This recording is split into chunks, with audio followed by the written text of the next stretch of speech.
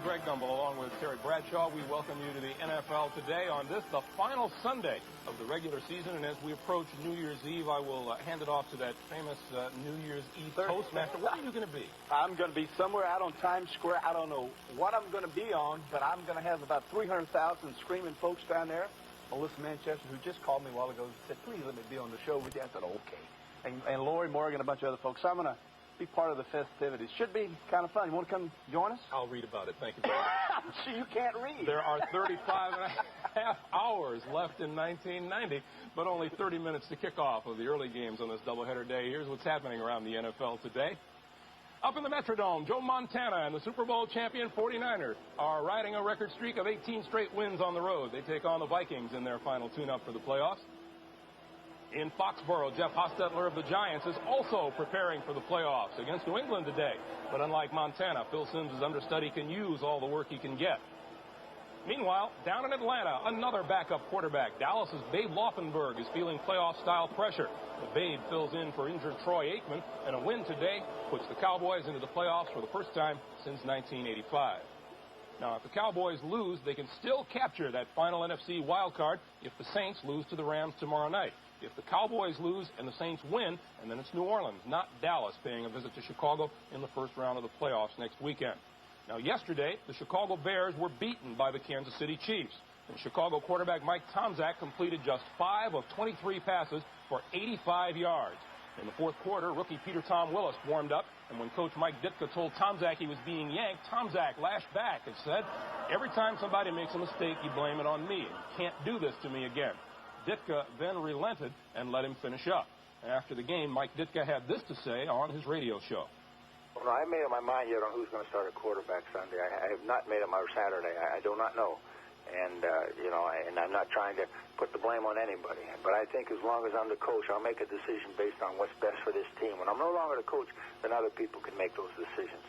Well, it sounds like a little blame is being laid at the feet of Mike Tomczak. You talked to him this morning. How does the quarterback feel when he doesn't have the coach's full confidence? He was only concerned by being benched, or how it would look to the players because of the booing. He said, I can deal with that. He said, I just don't want to lose the respect of my teammates. And he said, I'll get over this. Today I'm just going to sit back, start building positive vibes. But there's not a head coach alive, and Mike Dick is one of them, that doesn't want to scream and holler and point the finger at a quarterback. And he'd be making a big mistake if he benches Tomczak. Tomczak can play well, and I expect he would play well in the opening playoff game. Very quickly, would you go into the playoffs with a rookie at quarterback? No way, Jose. I'm playing Tomczak. I'd settle it. See, the biggest mistake Dick will make right now is if he'll delay the decision on who's going to be starting. Okay. In the other first-round NFC playoff game next week, the Washington Redskins will be on the road. They will visit Philadelphia in their wild-card matchup. Now, the Eagles, behind the passing of Randall Cunningham, clinched home field advantage in that game yesterday with their 23-21 victory over the Phoenix Cardinals at Phoenix. Now, the 49ers and the Giants will enjoy first-round byes in the NFC, and for the Super Bowl champions in particular, their main priority today will be to get healthy for their drive to three-peat. Dick Stockton and Merlin Olsen have more from frigid Minneapolis.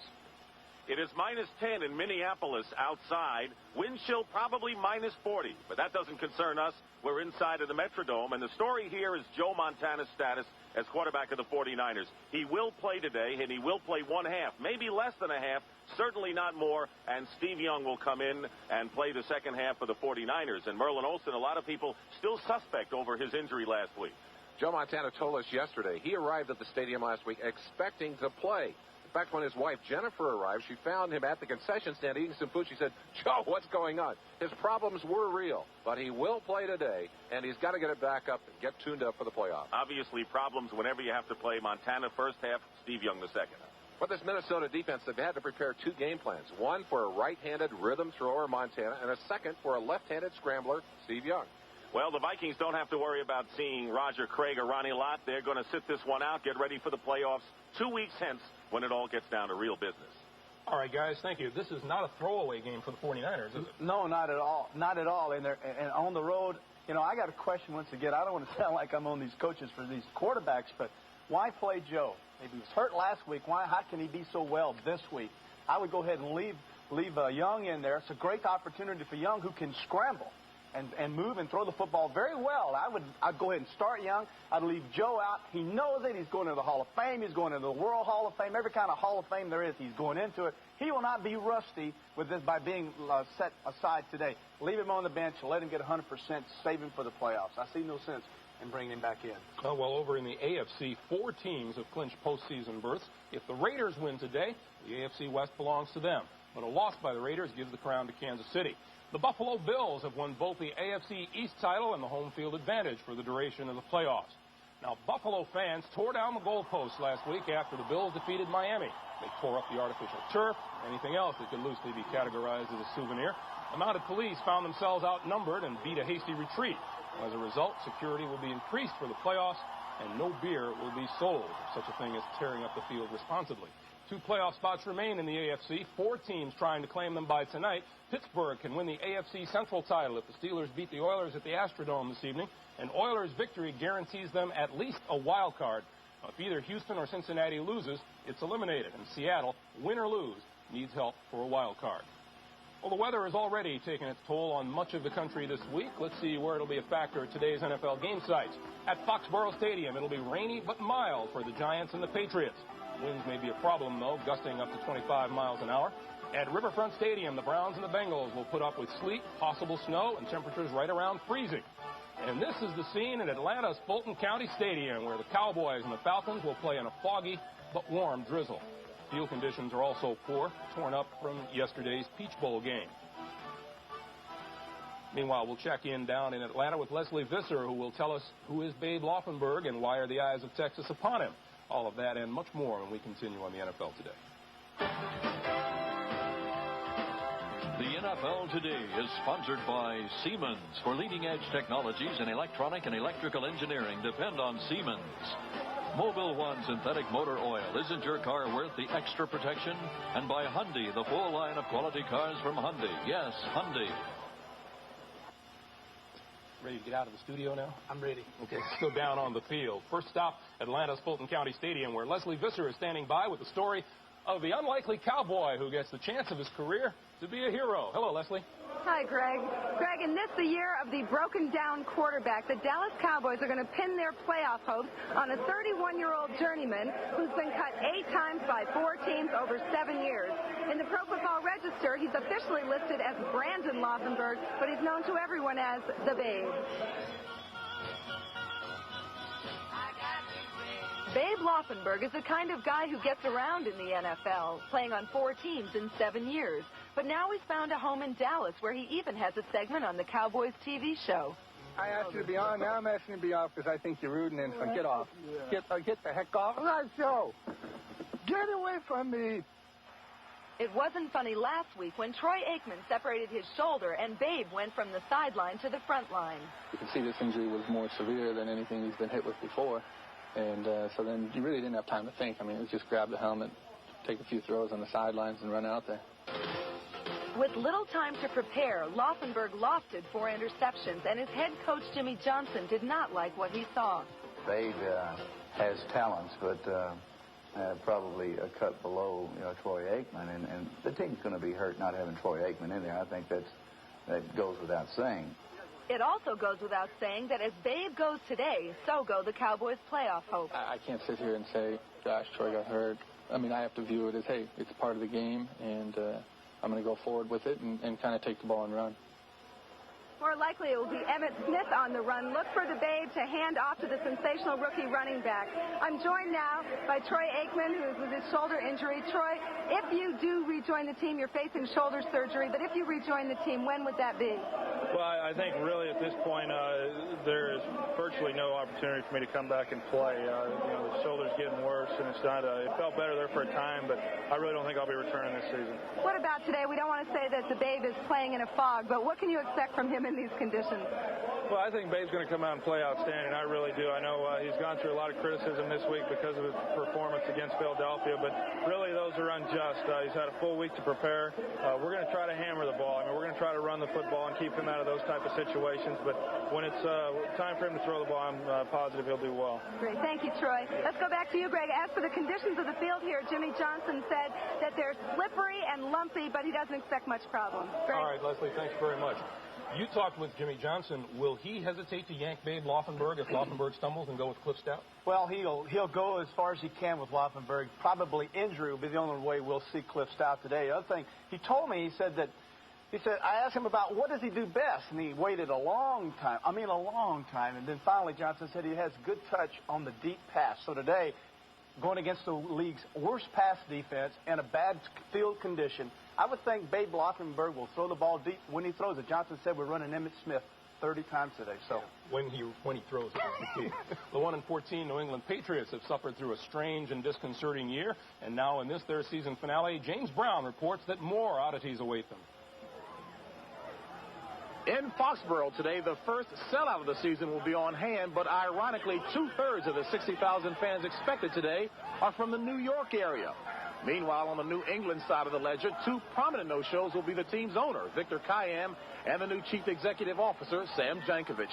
My partner is Randy Cross. And Randy, if the absence of the Patriots' leadership is an example of the insignificance of today's game, how will the Giants approach today's contest? Well, for the New York Giants, this will be very much a business-like day. Head coach Bill Parcells has 3 goals for this game.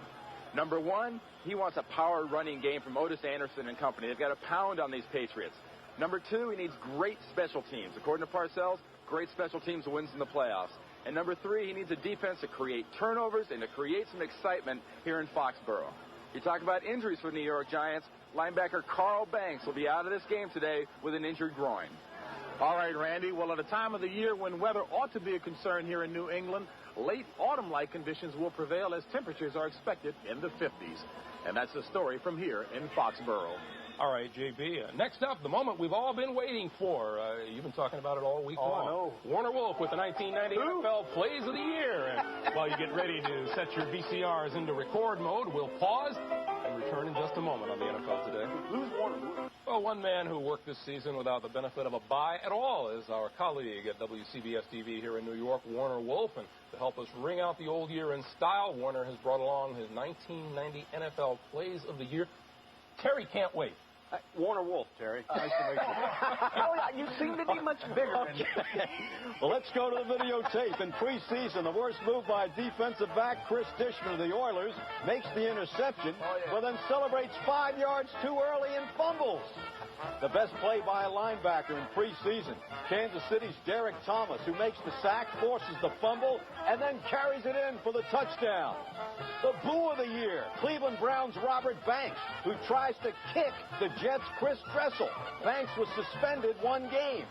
The best 360-degree move for a twisting touchdown, James Brooks of the Bengals against his old teammates, the Chargers.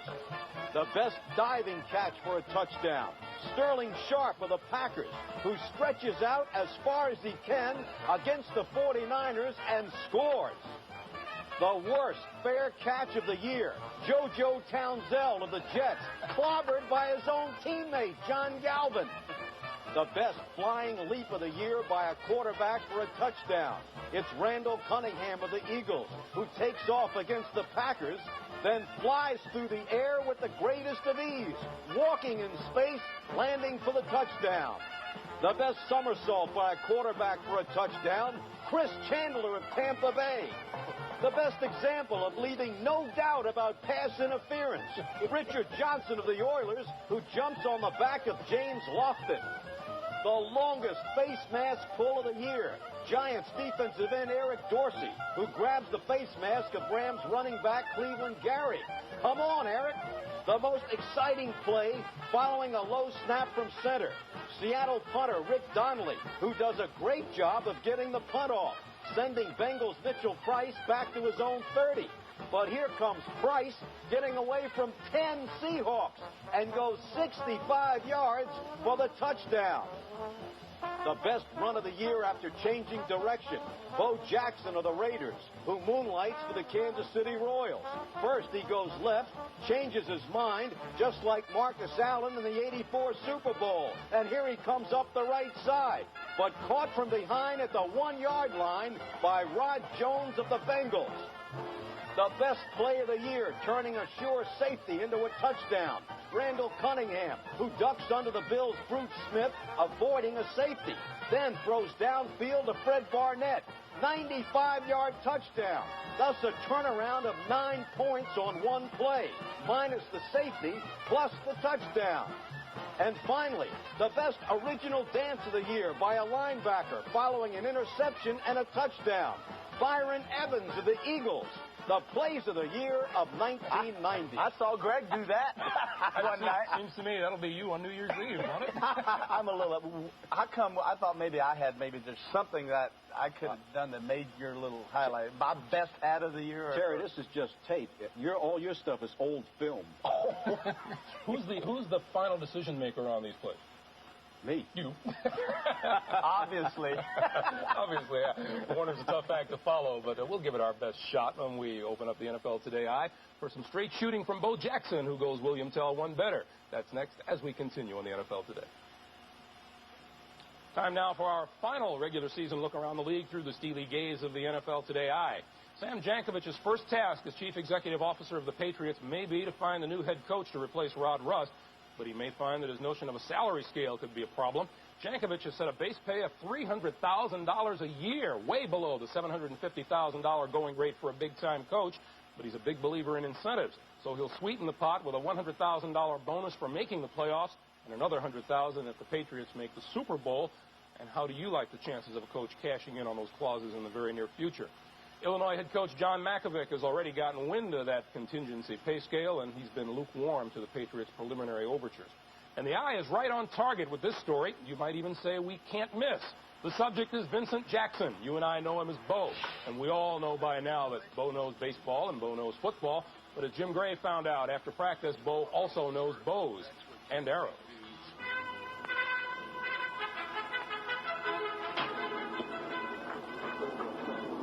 Thing go through?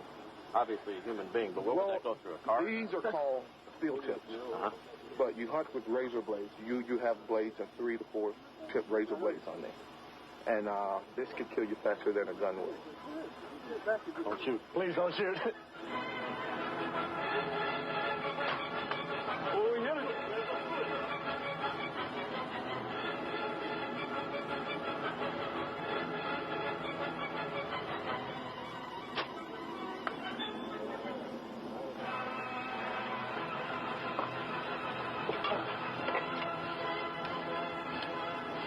What are you writing on that?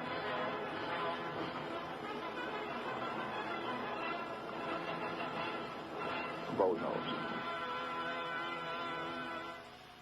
Bo's about 3 footballs short of the limit, don't you think? Hey, how about the guys that live in those houses behind that this field? As you know, Dallas and Atlanta coming up, and we've tracked down some guys who'll be watching that game with more than just a passing interest. Joining us now live from Metairie, Louisiana, your home state and mine, just outside of New Orleans, Saints place kicker Morton Anderson, the proprietor of Champion Sports Restaurant, and teammates John Forcade and Buford Jordan. And New Orleans playoff hopes hinge on a Dallas loss today in Atlanta. Gentlemen, I suppose there are no more passionate Falcon fans today than you guys, huh? We're ready to go. I got my Atlanta, my Glendale black on myself. I know John's got a hat, and Buford's, of course, loyal to the Saints. But we're excited about watching the ball game. I think it's going to be a lot of fun, and obviously we need a little help from Atlanta today. But this can't hurt. Hey, Morton, I got to ask you. I mean, you're going to have a packed house in there. If Atlanta defeats the Cowboys, is it going to be free bar? I mean, nobody's going to have to pay for anything, I hope. Well, Terry, you're a Louisiana man. You know how that goes. We got to make a little profit, but we'll work something out here. Hey, Terry, we even got to pay for lunch today. What do you think the game plan has to be for Dallas today? Well, hopefully score less points than Atlanta. That's all I can say. That's what makes him a kicker, you know that? Well, that's why you shouldn't have asked me that question. I'll throw to Buford or John, but Emmitt Smith obviously is a key for Dallas. We feel that Dallas will come out running the football, and because they take a little pressure off of Babe Loftenberg. But Atlanta's such a good defensive team that I think they're going to shut down that run and then make Babe throw the football. All right, guys, enjoy the game. We'll check back with you later on. You bet. Meanwhile, big doings happening at the Metrodome in Minneapolis. We'll finish with a farewell to Vikings linebacker Scott Studwell, who wraps up his 14-year NFL career today against the Niners. Moments ago, he got a rousing round of applause from the crowd when he was introduced. the two-time All-Pro, played his entire NFL career in a Minnesota uniform, and the only guys not sorry to see him go, opposing quarterbacks and running backs from around the league. Stay tuned. We'll take a time out here, and then Terry and I will continue the NFL Today in just a moment.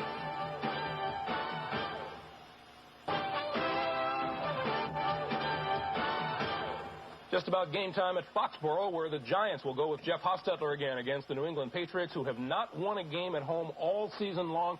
Any reason to think they're going to do it today? Well, this is like a road game for the Patriots because the Giant fans bought out all the tickets. Giants are going to play good football. This is a game Parcells is probably concerned about because this is a pitiful team they're playing, but the Giants will run the football. Hostetler gain more confidence throwing. England with a big game against the Cardinals. We'll have another one today. This is going to be a fun day for the Giants. Giants would love to get something going in time for the playoffs. We'll see at halftime, but right now, time to send it out to James Brown and Randy Cross. It's game time, folks.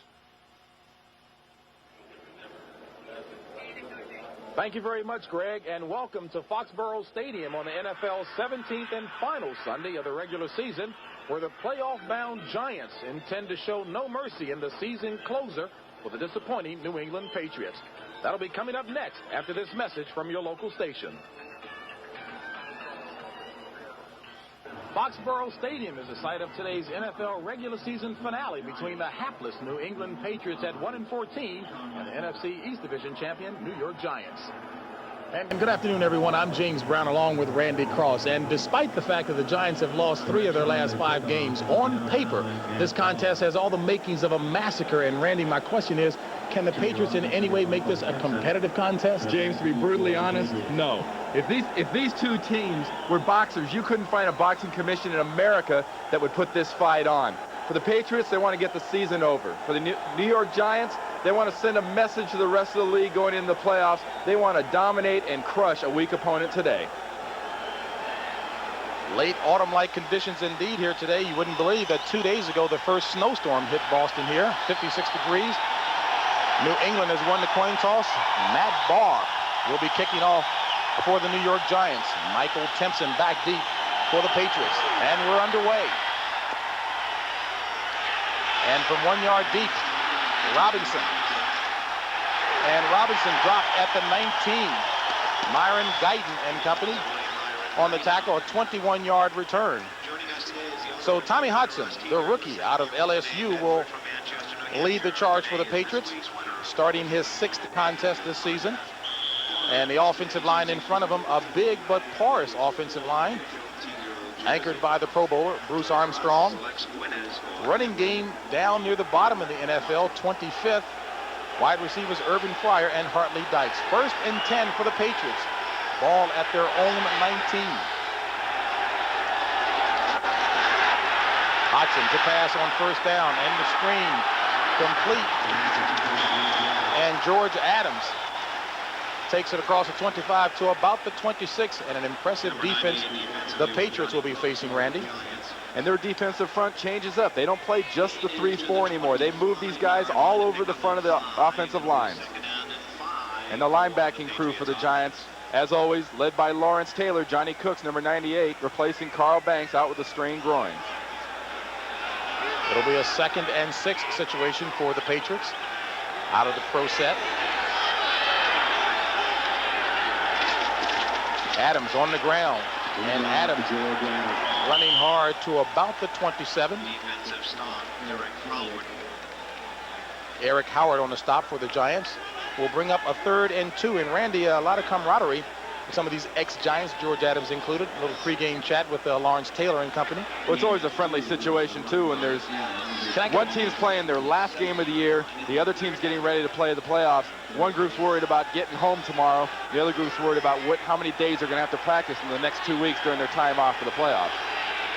John Stevens and George Adams, the backs.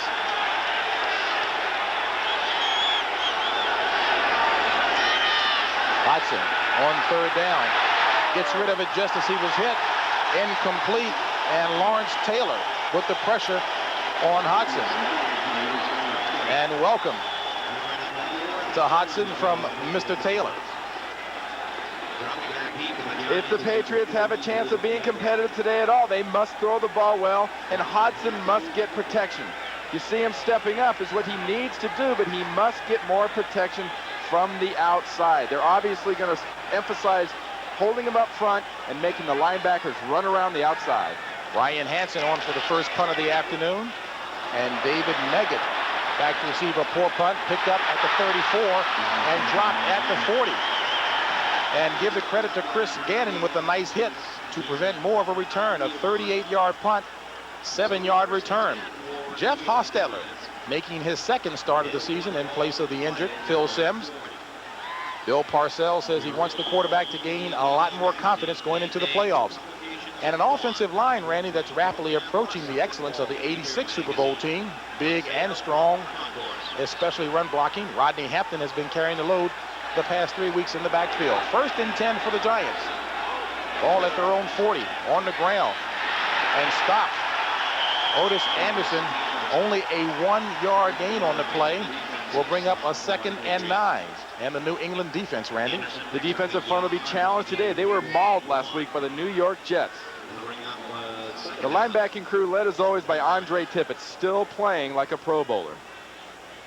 And the defensive backfield, Ronnie Lepet is the man to watch there. 2nd and 9 facing Phil Simms. Make that Jeff Hostetler and the Giants out of the pro set. Hostetler with time. Throws it complete for the first down. Mark Ingram. A 13-yard pass play from Hostetler to Ingram. 24th catch of the season for Mark Ingram, and he's coming off of a big game last year. Make that last week. And if Parcells has a worry in this game, too, it's that Hostetler stays completely healthy. The offensive line of the New York Giants in the first 2 plays here did a weak effort on the first play of a run, and on the second play, a pass, Hostetler took a good shot from Williams. The defensive got to do a lot better for the rest of this game. Ball at the 46 of New England. 1st and 10. On the ground again, and Anderson bullying his way for the first down and taking Fred Marion and company with him. A 14-yard bull run by Otis Anderson. And this is something you saw all week long last week when the Patriots faced the Jets. They tried stunts, they tried movement, and the Jets cleared them out. And here the Giants absolutely crushed the right side of the defense. And Otis Anderson's not going to fool a lot of people running around and giving him moves. His game is to go north and south and get as many yards as he can. Strong tackle runner on 1st and 10 from the 33. And it's Anderson again. And Anderson inside the 30 will bring up a 2nd and 6. The beleaguered head coach of the New England Patriots, Rod Rust, first year at the helm, was a defensive coordinator here. And I tell you, taking the adversity very soldier-like here, Randy. Well, he's taking it very, very well. I mean, our meeting with him yesterday, very down, almost seemed like talking to a death row inmate. I mean, he was so sullen about his situation, but very much a very strong and solid man.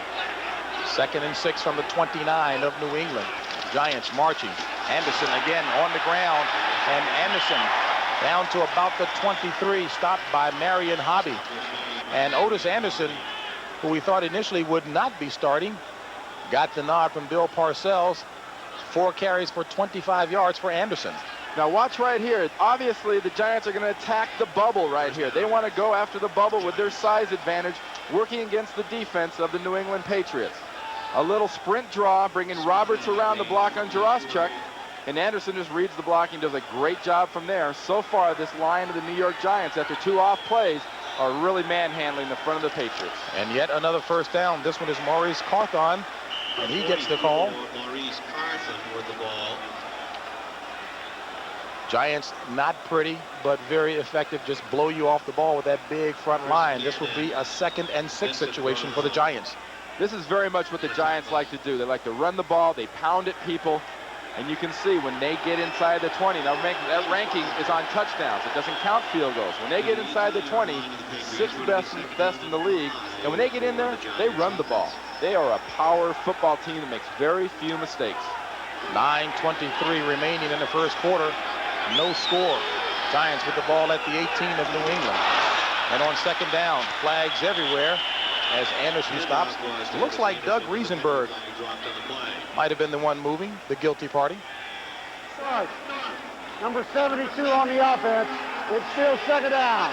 And that's the call from Red Cashin. 5-yard penalty on the play. It'll be second down and 10. The ball And Riesenberg out of the University of California. Our producer Bob Monsbach went to Cal and says this guy was a good defensive player in college. Obviously very aggressive. He's still got that defensive blood in him, wants to attack. You got to wait until the ball snapped is the only problem. Giants push back 5, makes it 2nd and 11. 7th play of the drive coming up. Hampton, the tailback. Hampton, the ball carrier. And Hampton squirting his way inside the 20 to about the 17-yard line. He's going to be about 4 shy of what was needed for the first down. And earlier we saw Otis Anderson blasting the ball. Hampton's a young, aggressive running back that Bill Parcells really likes. He's got the speed. He's got the cutting ability that Otis Anderson doesn't have. And Bill Parcells says the best thing that's happened to this young running back is having Maurice Carthon and Otis Anderson around him. They've got the work ethic and the style to show this kid how he should play in the NFL. Parcells says that Hampton is much like a student, really intent. Listen, 3rd and 4. 3 wide receivers in for the Giants. This drive has seen only 1 pass from Hostetler. Here's the second one. And it's complete for the first down to David Meggett, still on his feet. And Meggett wrangling his way down to about the 7. A 10-yard pass play from Hostetler to Meggett. Fred Marion on the stop. You hear all too often from people that winning is attitude. You got to have the proper attitude to be a winner. Well, you also have to have the proper attitude to play defense and tackle. When you're losing games, it shows up in little things, like your tackling. Weak arm efforts. You can't arm tackle a winning running back like David Meggett. And Bill Parcells looking at his squad as they're in scoring territory. We'll be back in just a moment. No score here in the first quarter of play at Foxborough Stadium between the Giants and the Patriots. 8 plays, 53 yards. Giants have burned 5 minutes and 19 seconds off the clock. As you take a look at Ronnie Lepet, who was helped off the field in that last play. And Otis Anderson hit by Tim Goad for no gain. And we saw Lepet limping off the field, and Randy, injuries have really plagued the Patriots, among other things, this season. Not all these guys you're going to see on this list are inactive or not playing, but the major impact of the injuries has been on defense. The Patriots have had to change over to a 4-3 defense. They started the season in a 3-4.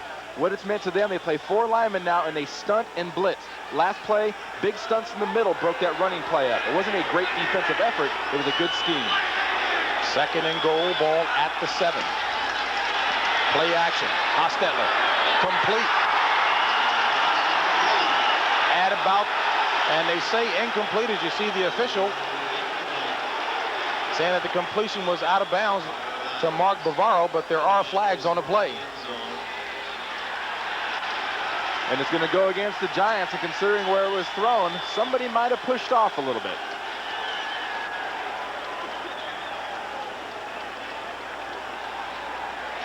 Red Cashin sorting things out. Offensive pass interference. Number 82 on the offense. Still second down. And that's Mark Ingram. So now it will bring up a 2nd and goal from the 17. Well, despite the penalty, let's take a look here and see if Bavaro actually made this catch. Receivers coach Tom Coughlin told us yesterday Bavaro is finally getting back to form, starting to play like he did. Watch that right foot go out of bounds. Right there. He made the catch, but clearly out of bounds after the catch. Did not get 2 feet in. Hampton and Meggett the backs. On 2nd and goal from the 17. Hostetler back to pass. And complete to Meggett. Touchdown, Giants. No flags.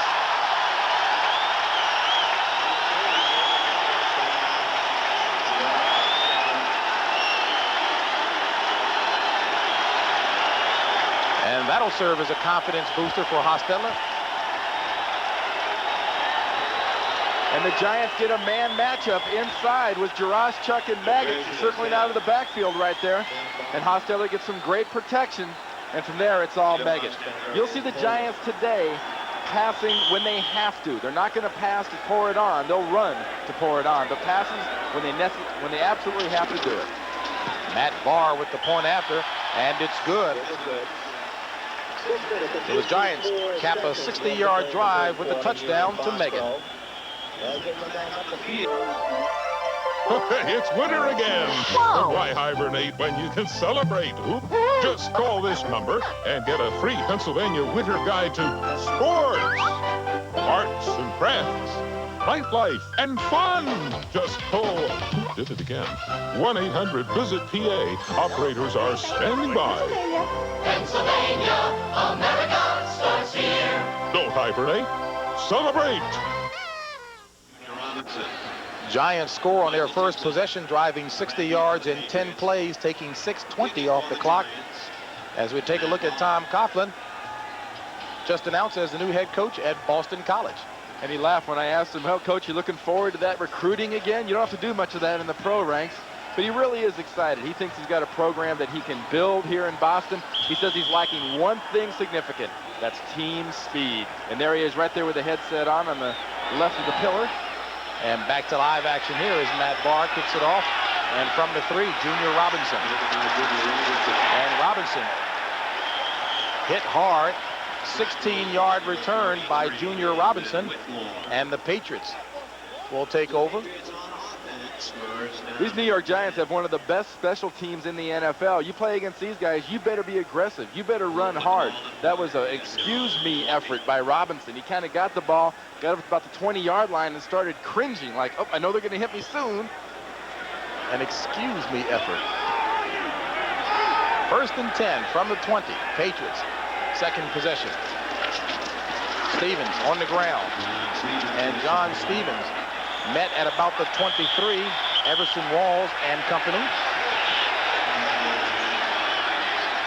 will bring up a 2nd and 7. And I tell you, Bill Parcells has often been somewhat criticized, Randy, about being conservative, but he's effective. That scoring drive, 10 plays, 60 yards, as I mentioned, a lot of time off the clock. And Hostetler was 3 of 3 for 39 yards on that drive. And that was Dave Meggett's first touchdown reception of 1990 here in the 17th week. Stevens and George Adams, the backs. And Adams running into the strength of that Giants defense. Well, the Patriots are getting about 1.5 yards of push right now on the Giants. That's about all the cushion the running back has. And there's no crease right now for the back to run into. He's getting about 1.5 yards from the ball, and from there, there's a stone wall greeting him because the linemen are being stood straight up. First quarter scores, Washington 3, Buffalo Bills nothing. Rod Russ talking with his players, Fred Marion, McSwain and company. And remember, he serves as defensive coordinator, too, now that Charlie Sumner quit a couple weeks ago as his defensive coordinator. And on 3rd and 3, Hodgson throws it incomplete. Had enough yardage for the first down, but Irving Fryer could not hang on to the pass. So the Pats will punt it away again. And expect this crowd to be unmerciful to drops like this by Irving Fryer. You figure 1/3 of this crowd is Patriots fans. The rest of them are Giants fans. And the Patriots fans are tired of seeing things like this by their home team. 36,000 tickets sold to New York area fans out of the 60,000 in attendance here. Brian Hansen on to punt. And Meggett signaling for the fair catch at the 40. So the Giants will take over after that 33-yard punt, operating from their own 40. Giants on top by a touchdown.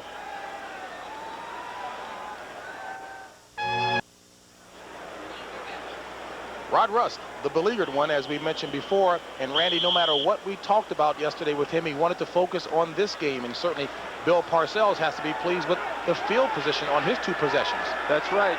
They've started both drives on the 40-yard line, the Patriots on the 20. Bill Parcells is a ball control field position coach. 2 tight ends, Bavaro and Howard Cross on the ground for the first down. Rodney Hampton. Maurice Hurst on the stop, but not before Hampton picks up 15 yards on the run.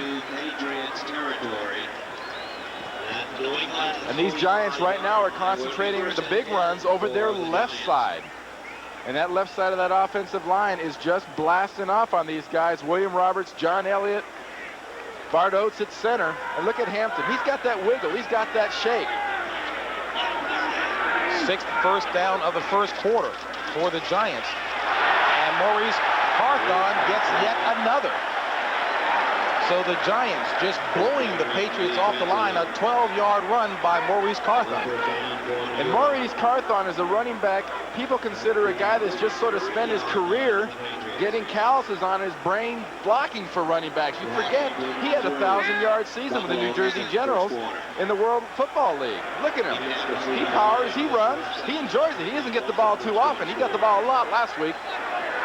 Giants at the 33 of New England. 4:05 remaining in the first quarter. Hampton dancing. 3-yard pickup about for a Hampton stop by Andre Tippett. We'll call it 4. We'll bring up a 2nd and 6. As we look at Andre Tippett and Jeff Hostetler, Tippett certainly has maintained his fire. Frustrated, though, Randy, for obvious reasons. And there's a reason right there. Strong stats. That holds up. This New York Giants team is going to do a great imitation of the Oklahoma Sooners in their wishbone glory days, because you won't see many balls in the air.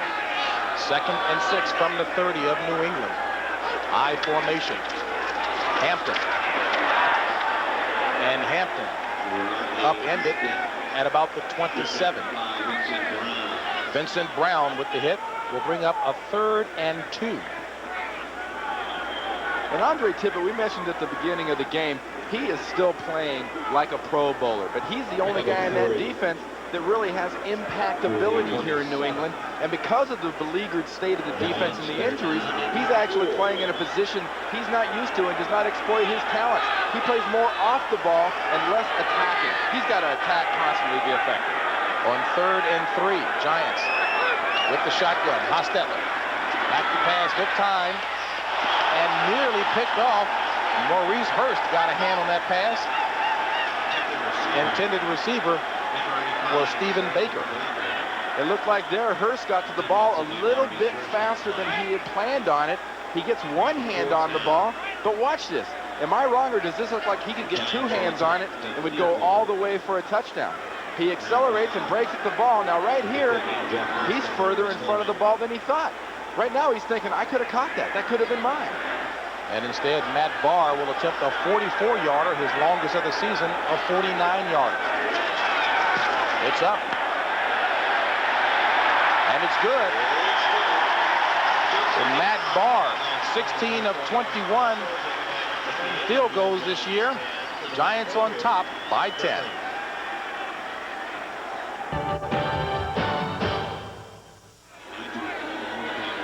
The Giants mean business. 2 possessions, 2 scores. Touchdown throw to make it. Matt Barr, 44-yarder. They lead it 10-0. And in total yards, the Giants 109. New England only 15. Back deep for the Patriots. Michael Timpson and Junior Robinson.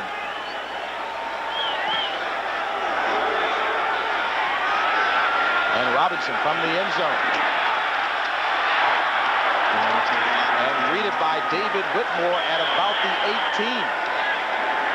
So Bill Parcells has to be pleased with the kickoff return coverage of his squad. And one of the stars on that squad, ideally, has been all season, Renee Thompson. Renee Thompson, the man that always seems to draw a couple of people to block him, going to the Pro Bowl this year as a special team representative of the NFC. Let's take a look at what he does. We get the first block. Now watch him go inside and join a group. Washington's trying to block him there, but now it's a gang. That whole kickoff team gets him there. Back to live action on first down. And Adams, greeted by a number of his friends, a 5-yard pickup on the play. Let's check in New York with Greg Gumbel. Oh, JB, in Atlanta, you know the Cowboys need a win to join the postseason party, but Ken Willis misses from 34 yards out. They're still scoreless. Should the Cowboys stumble today, it gives the Saints a shot tomorrow night. Back to JB and Randy. All right, Greg. And boy, Babe Laufenberg has been waiting years for opportunities, and he's got it in front of him today. We went to the same high school back in Southern California. I know he's got a lot of fans there. Hodgson, complete to Fryer, and Fryer looks to have the necessary yardage for the first down. First down of the afternoon for the Patriots as you listen to the sarcastic cheer from the crowd here. They stand in mass and say, he caught one, he caught one. And we'll see Hodson throws his ball out very well. He's really benefited by it being around Steve Grogan and Mark Wilson, the veteran quarterbacks. Whips this one out on a rope. Good effort. Only need about 20 more of those. 1:08 left in the first quarter. John Stevens on the ground trying to turn the corner. And Pepper Johnson runs him out of bounds at about the 32.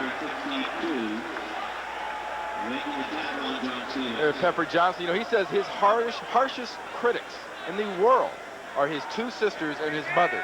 You know, how can your sisters and mother? He goes, well, you know, fans and experts, they know a lot about football. And they understand when the ball goes away, I don't make every tackle. He says, but my roommate tapes every game. My mom and my sisters see it. They expect me to make every tackle. And they say, how come you didn't make a tackle on that play? Adiva and Yvonne being the names of the critics. 2nd and 9. Ball at the 31 of New England. And Hodson, having to get rid of it quickly, throws it incomplete. Intended receiver was Hartley Dykes. Well, only the second sellout in 2 years here at Foxborough Stadium for the season finale for the New England Patriots, trying to avoid the worst mark in club history. Right now trailing the Giants by a score of 10-0. James Brown along with Randy Cross, 38 seconds remaining in the first quarter of play, and it's been all Giants.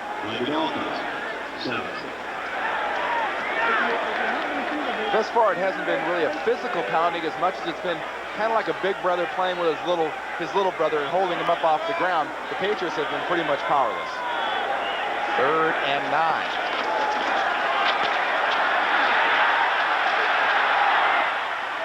Complete for the first down at the 45. Michael Timpson, a 15-yard pass play from Hodson to Timpson. And you saw Hodson moving around here in the pocket, avoiding the rush, avoiding the pressure, and that's really an addition to this offense that Tommy Hodson brings it. He's got agility and he's got field presence to know where people are, to avoid the pressure and wait until someone can get open. And that'll do it for the first quarter of play. The Giants scoring twice on their 2 possessions, leading by the score of 10-0.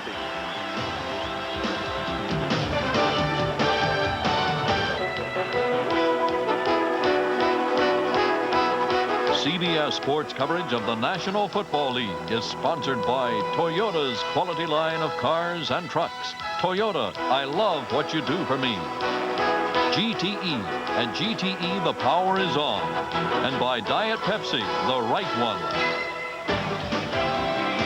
The wintry scenes of a lovely bedroom community here in Foxborough, Massachusetts, and inside of Foxborough Stadium, the Giants have owned the action, leading it by the score of 10-0. And there's a fixture with the New England Patriots, 16-year vet, Steve Grogan. Steve Grogan, like I said, has been a great help to Tommy Hodson, the starting quarterback here for New England now. Grogan, 16 years in the league, and has given a lot of that experience and know-how to Hodson. 1st and 10, 3 wide receivers in for the Pats. And Hodson's arm hit by Eric Howard. And the ball is dead. Being ruled a incomplete forward pass. Red Cash and the referee was right on that. As was Eric Howard. 74 on defense was Eric Howard. Now let's watch. You'll see the rush coming from the left-hand side. And watch Hodson's arm. Look at Howard hit it. It was going forward. Good call. Now it's fun to watch. There's a lineman. The center, Villa, picks that ball up, figures he's now a running back.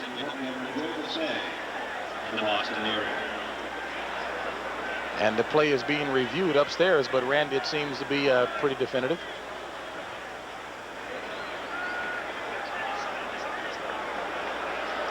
Dave Hawk is up in the instant replay booth, and the only thing he can be looking at is to see if his arm was indeed going forward, but certainly appeared to be. Let's watch right here as Howard approaches him. It's going, maybe from the side. That looks like it was a fumble. That ball his arm never had a chance going forward before the ball was out of his hand. Well, the play will stand as called. One last time. Let's see if his arm's going forward when it has the ball in it. It does go forward, but I don't believe the ball's in his grasp. Nope. Inconclusive. 2nd and 10. Ball at the 45. Stevens.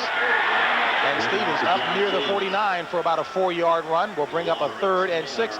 And let's check back in New York with Greg Gumbel. All right, JB, and we'll check back to Atlanta again as the first quarter winds down. The blitz gets to Babe Laufenberg. He puts it up, and it's picked off by Brian Jordan. And once again, the Cowboys are foiled. Laufenberg, 2 of 5, throwing for 35 yards. They're scoreless in the second quarter at Atlanta, James. All right, Greg, and we can hear the cheering coming all the way from New Orleans. And you'd expect Jerry Glanville and the Atlanta Falcons to blitz and blitz and blitz against Babe Laufenberg. 3rd and 6 here, and complete to Hartley Dykes for the first down at the 40 of New York. 11-yard pass play as Hodson stayed in the pocket taking the hit, but completing the pass. So far, New England's thrown very few 7-step, strict drop-back passes. They're going a lot to the 5 and the 3 steps, a lot of timing patterns. Smart decision against this New York defense. You see Hodson got a lot of confidence standing up there in the pocket. Nice spiral on the ball. 3 wide outs on 1st and 10. Hodson stepping up and throwing for the home run. Touchdown, Irving Fryer.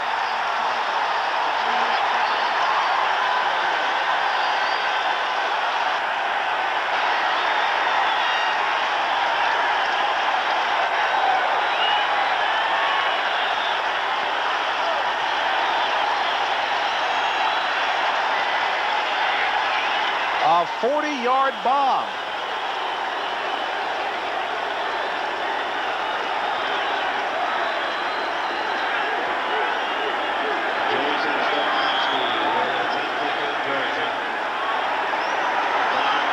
And that's the kind of big play that has plagued the Giants in the last month. Jason Starofsky on for the point after, and it's good as the Patriots complete the longest touchdown pass of the year, a 40-yarder from Hodson to Fryer. Now watch Hodson play chicken with the outside rush of the New York Giants. Lawrence Taylor coming. Dorsey's coming. He steps up just in time to avoid the rush. And he almost overthrows Fryer, but Fryer turns it into 5th gear and catches up to the ball. And Fryer having a career year, coming into the game with 51 catches. A big one there. As you take a look at the NFC playoff picture, only one spot remaining. Dallas can clinch it with the victory. New Orleans hoping otherwise, of course, because they would get in with the Dallas loss. And Randy talked about a little bit of excitement here. A little bit of excitement only is what the Patriots fans have had all season, but they've got something to cheer about now. Well, they're yelling and screaming here now, but, you know, James, we looked at that playoff picture. One thing that really jumps out at me is all those teams that don't have their quarterbacks right now. Best one to look at, the New York Giants. Phil Simms is out. It's going to be a real shakeup this year in the NFC, especially in the playoffs, to see how these teams can rally around second-team quarterbacks. And another nugget that jumps out at you, 4 teams in the playoffs could be from the NFC East. In the NFC. And Leggett, having second thoughts, decides not to bring it out of the end zone. So it will be a touchback, and the Giants will operate from their own 20. 10-7 ball game, 13:25 remaining in the first half. Emergency assistance from the Amico Motor Club, the official. 9 plays covering 81 yards, 4:08 off of the clock, and a big bomb from Hodson to Fryer, the score for New England. We mentioned before, Hodson avoids the rush of Taylor and Dorsey, steps up nicely, and puts this ball in the perfect position for Fryer to turn on the speed and run underneath. Play action by Hostetler, and it's batted up in the air, and could have been and should have been intercepted by New England. Marion Hobby was right there along with Sean Smith. But Smith putting the pressure on, and Hostetler escapes one.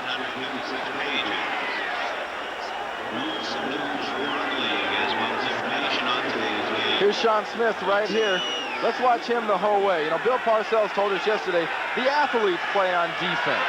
Those are the guys, the quick guys that could be basketball players. Those are the defensive linemen. On the ground, Anderson. And Anderson stepping ahead for only about 2. To bring up a 3rd and 8. Ilya Jaraschuk on the tackle. And it looks like the Patriots have a little something to be excited about. Randy, we were talking before, in a bad season, little things are magnified, like injuries, little nicks and nudges that wouldn't hurt you otherwise are magnified. And Andre Tippett told us yesterday, if these guys on defense for the New England Patriots that play with me aren't ready to go, it could get ugly real early.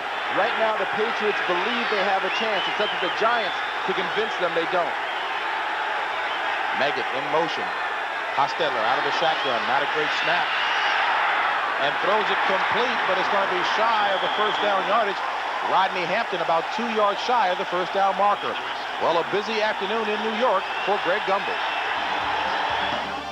Well, JB, in Atlanta, nobody wants to take the lead. Greg Davis of the Falcons from 44 yards is wide to the right. Second quarter action, they are scoreless. No action in Atlanta, James.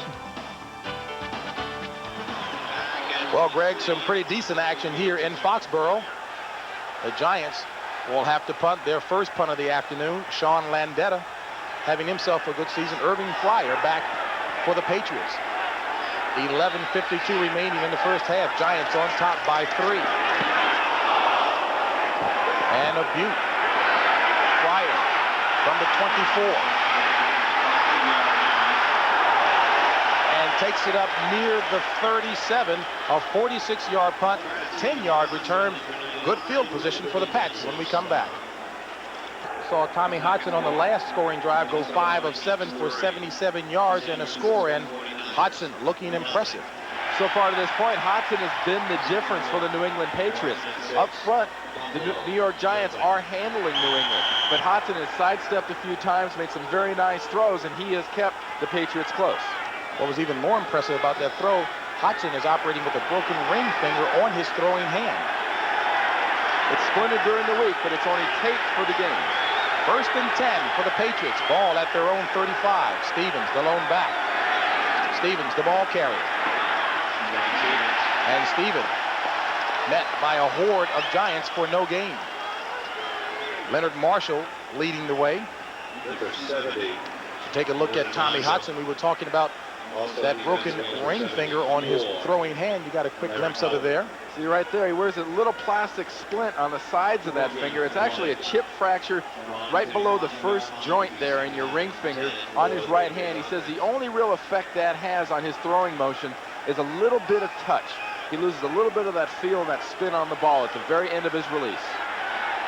Mostly Tutupu and John Stevens, the backs for the Patriots. And Tutupu running hard, about 1.5 yards shy of what was needed for the first down. Will bring up a 3rd and 2, call it. And that 13-year veteran right there out of USC, Mosi Tutupu, big favorite over in his home island over in Hawaii, but he's also made life miserable for a lot of people in the NFL that have forgotten him over his career. They'll say, oh, don't worry about Tutupu, and all of a sudden he'll break off some very critical yards. They won't be huge yards, and he won't rush for 100 yards very often on you, but this is somebody that's always good for the critical yardage. He ran with some fresh legs that time. Patriots 2 of 4 third down conversions out of the pro set. On 3rd down, Hodson escapes one tackle and lofts it for Hartley Dykson, overthrows it. Lawrence Taylor, give him the credit for pressuring Hodson that time and overthrowing the intended receiver. We talk about the value of that. And you can't say enough about the cool and the composure so far of young quarterback Tommy Hodson. Lawrence Taylor drew a bead on the spine of Tommy Hodson. Look at him, he's got him. He's got him wrapped up. LT, grab him. No. Hodson pulls away and just gets a little too excited with that forward momentum of the throw and overthrows Dykes and doesn't like it. So Hansen punts it away for the Patriots. Meggett signaling for the fair catch and takes it at the 11. So the Giants, after a 46-yard punt, will operate from their own 11. The Giants started strong in the first quarter, lost a little steam on their last 2 possessions. Be a 1st and 10, ball at their own 11. That looks close there, but the Giants' first 2 possessions, they started on the 40. Last one was their own 20. This one, they're on the 12-yard line going into the wind. 10 minutes remaining in the first half. Two tight end formation. And flags everywhere stopping the play. Looked to be the left guard, William Roberts. False start. Number 76 on the offense. Still first down. They actually call it on John Jumbo Elliott. Tomorrow, celebrate New Year's Eve Day with CBS Sports and the John Hancock Bowl live at 2:30 Eastern. The Michigan State Spartans meet the USC Trojans for a showdown in El Paso. Then ring in 1991 with the 55th annual Mobile Cotton Bowl Classic. Third-ranked Texas Longhorns take on the Miami Hurricanes. And that game certainly will have national championship implications. I think that's your game of the day, James. That Cotton Bowl. Great matchup, Texas and Miami. As Rodney Hampton took the handoff on a 1st and 15 situation, will bring up a 2nd and 11 as he gained only 4 on the play. Rodney Hampton was the ball carrier. And you talk about bowl games, James. That game last night, the Holiday Bowl, BYU getting obliterated by Texas A&M. You think a few of those Heisman Trophy balloters wouldn't want a mulligan on their vote for Heisman? I tell you, ever since Ty Detmer won the Heisman Trophy, 2 blowouts against him, without a doubt. On 2nd and 11, Hostetler upended. Good hit by Sean Smith. First sack of the ball game, and Sean Smith picks up his first sack, period. Sean Smith coming right here. Keep an eye on him, the big rookie out of Georgia Tech, 6'7", 280. You know, the Giants talk about how Hostetler's movement is a real good addition. Well, he moves. He's got nobody open. And Smith just does get him by the shoelace to bring him down. Mickey Washington and Junior Robinson making for 6 defensive backs for the Patriots on 3rd and 13. Hostetler throws it to Meggett. And Meggett turns on the afterburners, loses the ball. Live ball. Looks like the Patriots recover.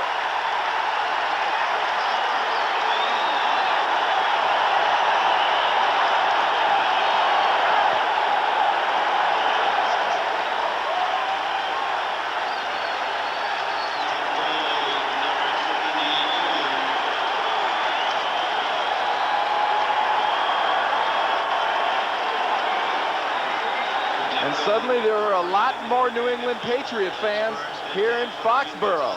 Look at Hostetler flip this out to Meggett, but watch number 56 Tippett come into the screen and strip the ball right here. Meggett never sees him. He doesn't have proper ball control on that football. And Goat 72 comes up with the ball. Tippett says, I have a winner's attitude and I'll display it. And he did that time on 1st and 10 as to Tupu. Running hard, and the New York Giants come into today's game having the fewest turnovers in the NFL. Give Tippett credit for adding 1 more. And it's something that Bill Parcells is very proud of, the lack of turnovers. He's actually looking at a single season NFL record. He goes, we'd like a record for fewest turnovers by a team. The record was 12. Well, Parcells indicated, I do not have the greatest talent in a lot of positions, but we have been playing error-free football. That's been the key. 2nd and 6. Ball at the 18 of the Giants. Hodson to pass. Complete for the first down. And Marv Cook run out of bounds at about the 6. A 12-yard pickup will bring up a 1st and goal for the Patriots. It was funny watching Tommy Hodson clap there. He's clapping his wrists together. He doesn't want to hit that bad finger. And he's got this team right now excited about playing football again. These New England Patriots haven't been very excited the last 2-3 months. Right now, they believe they have a chance to knock off a very big favorite, the New York Giants. Fred Marion said he would be one of the veterans along with Tippett, urging the team on. 1st and goal to Tupu. Inside the 5. Will bring up a 2nd and goal. Ball will be marked at about the 4. That'll put the ball on the 4-yard line. This is a very fragile excitement for the New England Patriots. At this point in the game, they're just getting their confidence up. They're starting to believe. They're saying, gee, we do have a chance. A big play goes against them, could be critical, could be fatal. They could lose that edge. 6:50 remaining in the first half. Patriots trailing by 3. John Stevens, the back and ball carrier, and pushing his way down to about the 2. We'll bring up a 3rd and goal from about the 2.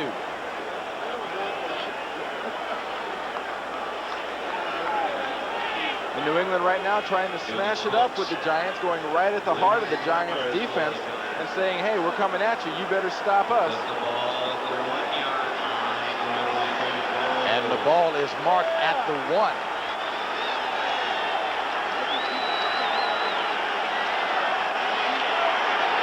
You got to think a sweep or a pass here from the New England Patriots. They're not going to get very far going at the heart of that defense again. Stevens and Adams, the back, on 3rd and goal.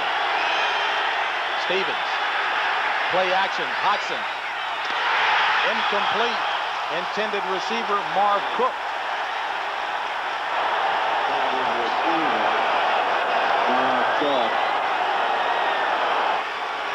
And Hodson with that short rollout got some pressure at the very end by Mike Fox. Number 93 comes into the screen here late and puts pressure on Hodson. But a good call by the coaches. A short roll, but the Giants weren't buying. Now watch the ball go to the ground.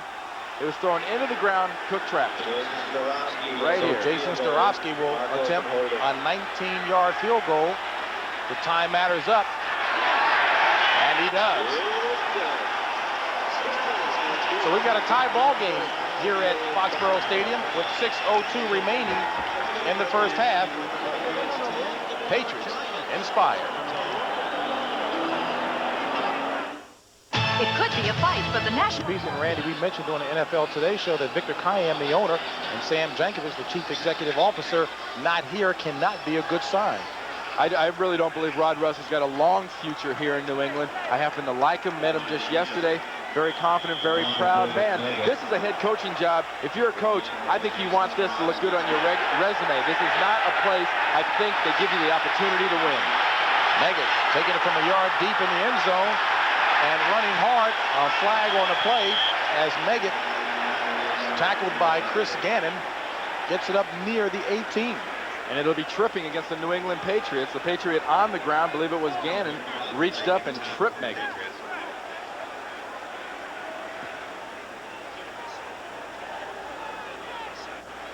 Tripping, number 91 on the kickers, 10 yards, first down. Chris Gannon, and Randy, you mentioned before in a little piece on the NFL Today show, only if you're caught is it a penalty. Well, 60,794 on hand for this matchup between the Giants and the Patriots, all tied at 10 apiece with 5:51 remaining in the first half. James Brown along with Randy Cross as we take a look at the trip. Watch, Gannon's going down. The only thing he has left is to try to get his leg up. That did not look intentional. It looked like his momentum took him to the ground and his legs came up. Well, you would say that because he took a page out of your book. 1st and 10. And incomplete. Intended receiver was Rodney Hampton. Right now, a lot of lethargy in the front line of the New York Giants. Their offensive line looks like it's sleepwalking. The Patriots are coming, they're buzzing around, and they're getting a lot of pressure on Hostetler. Earlier in the game, they were blowing these guys off the line. Now all of a sudden going into the wind, field position has been a little poorer, and their effort has been terrible. From the 28, 2nd and 10 for the Giants. Howard Cross in motion. Hostetler complete for the first down to Mark Bavaro. A 13-yard pass play, and Mark Bavaro has had his share of injuries to shake to get back into decent shape at this point in the season. Both receiver coach Tom Coughlin and head coach Bill Parcells told us no one appreciates how tough this guy is. They want to talk about his knee. They say, how about his operation on his shoulder? How about his operation on his ankle? How about the fact this guy has always played hurt and is just now in the 17th week having his best practices back in New Jersey? 4 surgeries in the last 2 years. And Hampton slicing his way up. Stopped by Sean Smith. 2-yard gain will bring up a 2nd and 8.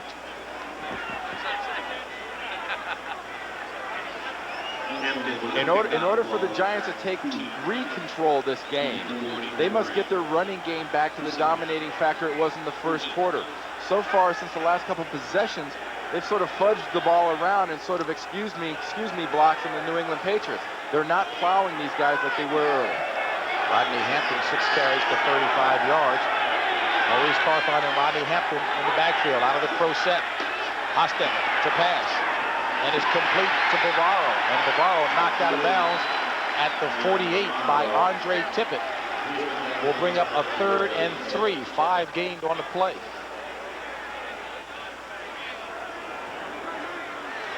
And here's something tight ends become accustomed to. Tight ends catch balls in unusual places and in places where you're gonna get hit. Ball slightly thrown behind him. Bavaro has to adjust. And believe me, folks, on this turf in New England, this stuff's been down since 1984. That had to hurt when Bavaro landed on it. I was out here for the pregame of the NFL Today.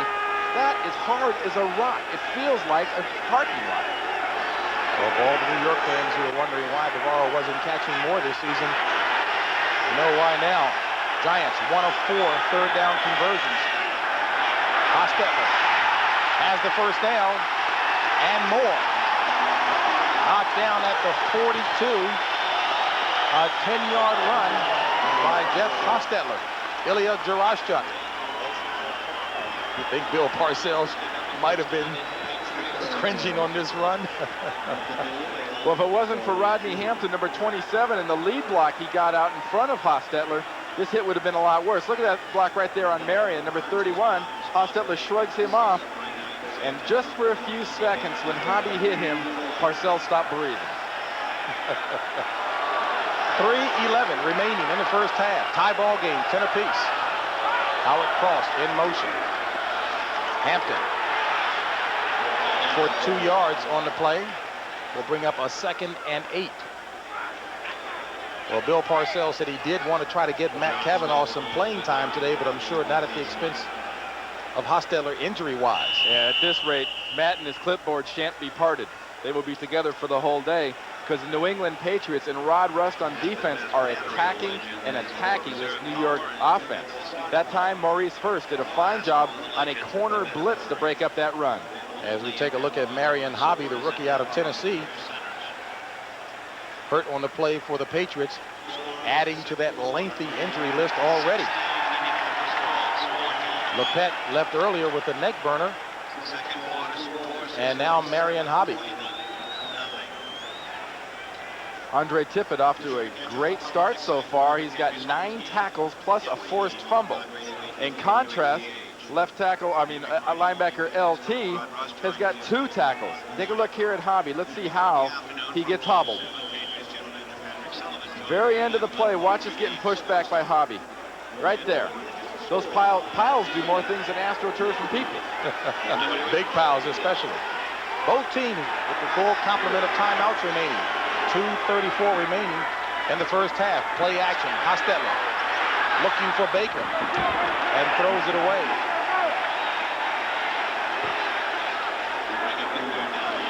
Hostetler left no doubt on that one. He almost put that one in the snowbank behind the bench. And Chris Gannon applied the pressure on Hostetler. Will bring up a 3rd and 8 for the Giants. Ball marked at the 40 of New England. Hobby's left knee being attended to by the physician on the sideline. And that last play sort of brings to mind for me how the New York Giants use their wide receivers. They don't seem to use them as big play threats. If they're going to pass the ball, they throw to the backs and the tight end. The receivers almost seem like decoys. 3 wide receivers on 3rd down here. Hostetler having to run it. Has the first down and dives down to about the 27.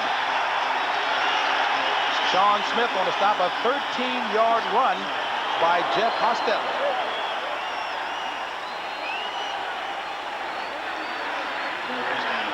Hostetler showing that facet of the New York offense now that he's in there for Phil Simms.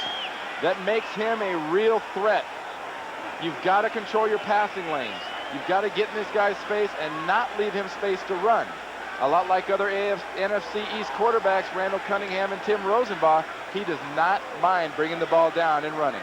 And we're at the 2-minute mark of the first half. Ball game all knotted at 10.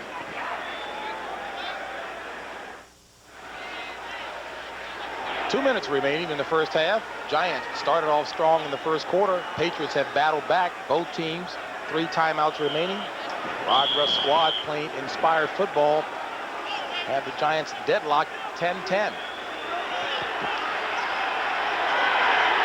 This drive has taken over 4 minutes for the Giants. Ball at the 28 of the Patriots. Out of the close set, Ingram in motion. And flags are thrown on the play. And it looked like Eric Moore, the right guard, may have moved a bit there. With Sean Smith defensively. This is the deepest penetration either team has made going into this breeze. I got to call it a wind. It's blowing pretty good. And there is Moore hobbling off the field. Third-year player out of Indiana. Illegal motion. Number 60 on the offense. 5 yards, still first down. And that was Moore. New York, 4 penalties, 26 yards. New England, only 1 penalty for 10 yards. Here's Moore right here working at right guard. Watch him sort of hiccup and leave a little early. Right there. Now watch him at the very end is when he gets the injury. Right there working against Brown, the linebacker. The pile falls into the back of his leg. That wasn't a hiccup. That was a belch. First and 15 from the 33. And Hostetler runs it out of bounds. And maybe picked up a yard on the play. And we noticed earlier in the game, we kept saying, look, folks, look for it to be a running game. They're going to run. Maybe they'll pass occasionally. Last couple of possessions, all of a sudden the New York Giants haven't been able to run the ball very effectively. They become very concerned about their passing game, and suddenly their quarterbacks are so physically concerned about keeping healthy, and Hostetler is now running all over the field. Not the ideal situation for Bill Parcells and the Giants. And indeed, Hostetler gained only a yard back, 2nd and 14 from the 32. 1:48 remaining in the half, all tied at 10. And Hostetler dropped for the 2nd time this afternoon. 2nd sack for the Patriots. Chris Gannon. So 32 sacks on the year for the Patriots as a squad. We'll bring up a 3rd and 15. Brent Williams had the first crack at Hostetler. And Williams is the one that gets the pressure. Working right here. He gets in here, gets the initial pressure, and then Gannon gets the sack. He gets the scraps. Watch this. Watch Williams. He flushes them out. He causes Hostetler to step up, and now Gannon, who's being blocked pretty effectively, is able to come off and get himself a sack. 3rd and 15. 3 wideouts. 1:10 remaining in the first half.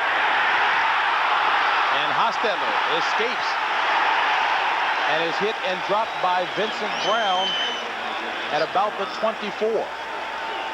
Well shy of the yardage needed for the first down.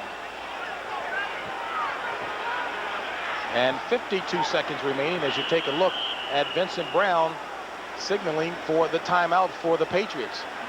And so far, Hostetler's got 4 carries for 32 yards. Most of the variety where he had to run. Oh, and he has to run here, James. There is no doubt about it. He is getting all sorts of pressure. Gannon up the middle. Goad just does evade Goad. Now he's got to run. Matt Cavanaugh better stay loose on the sideline because at the rate this guy's getting hit, I don't think he's going to last the whole game. This Patriots defense has really got Hostetler and the Giants rattled and off guard. 48 seconds remaining in the half. Giants with 3 timeouts remaining. The Patriots with 2. And let's keep in mind, Barr will have to kick a field goal when and if he kicks this into this wind. And this wind is heading straight into him. Don't forget, coming up at halftime, Greg and Terry with all the scores, highlights, and the latest playoff information from around the NFL. A 41-yard attempt by Matt Barr. And it's to the left. So the wind grabbed a hold of that one as Matt Barr misses the 41-yard field goal, and we remain deadlocked at 10.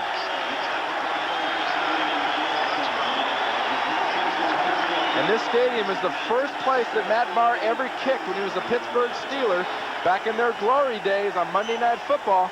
Look at this. He starts it out right in the middle, then the wind gets a hold of it. It's pushing it down and away. That ball started dying about the 10-yard line. It got up in the air, and the wind hit it and pushed it. Let's see the reaction from Matt Barr. It's good. It's good. Now he knows. Would be quite an effective curveball in baseball. I'll give you that. I'll give you that. 44 seconds remaining in the half. 1st and 10 from the 24 for the Patriots. Hudson to Stevens. And Stevens tackled by Perry Williams. No gain on the play.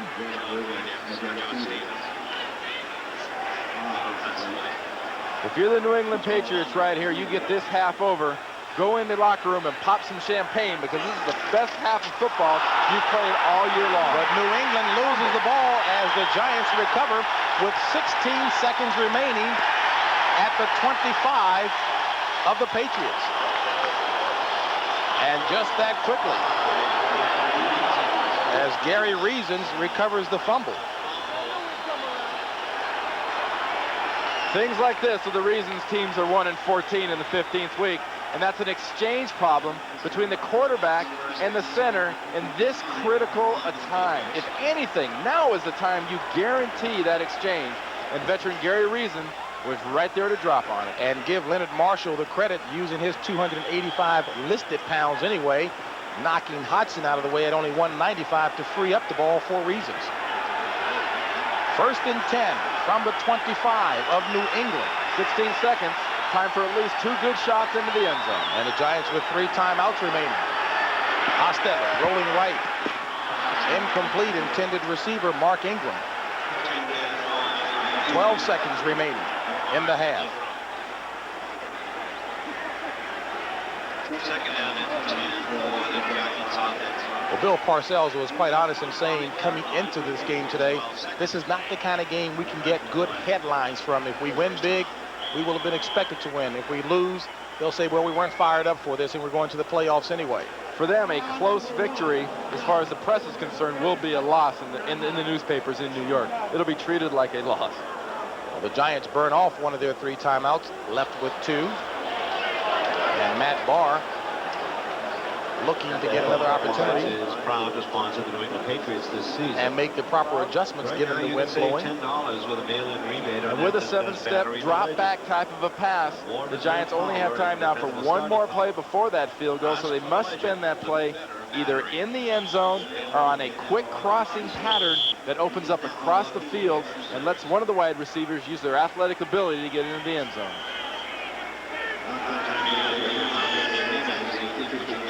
Randy, hats off a little to the Patriots for turning momentum around after being blown out the first few series in the first quarter, but staying emotionally high enough to make it a ball game. I think they played about as well as New York let them play. The Giants have kept the Patriots in this game with their lack of emotion. 2nd and 10. Low pass caught by Ingram. Ingram has the first down and steps out of bounds at about the 10. 15-yard pass play with 6 seconds remaining in the half. Bill Parcells and the Giants staying with their MO, and that is conservative. If you're not running the ball, you're throwing it where nobody else has a chance to get it. Give it to your wide receiver Ingram and let him see what he can do with it. You've got 2 timeouts left. Hostetler delivering the slider for that game.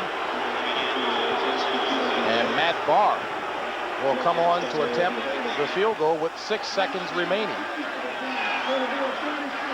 And New York burns off its 2nd timeout. They have 1 remaining to set up this field goal. Well, this ought to be a drill shot for Matt Barr. I mean, this is just kind of a half sand wedge.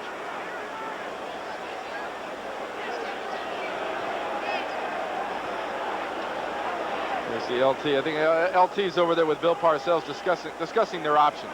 I think Lawrence feels they should go for it, and Bill's explaining to him exactly why he's decided not to. You think Lawrence might want to be a wide receiver on this play? I don't think he wants to be a wide receiver at any time in life. This should be about a 27-yard attempt for Matt Barr. He's got to kick through this ball and really drill it into this wind.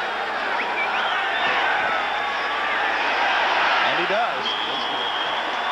So with 2 seconds remaining in the half, the Giants ease out in front by 3 on that 27-yard field goal by Matt Barr.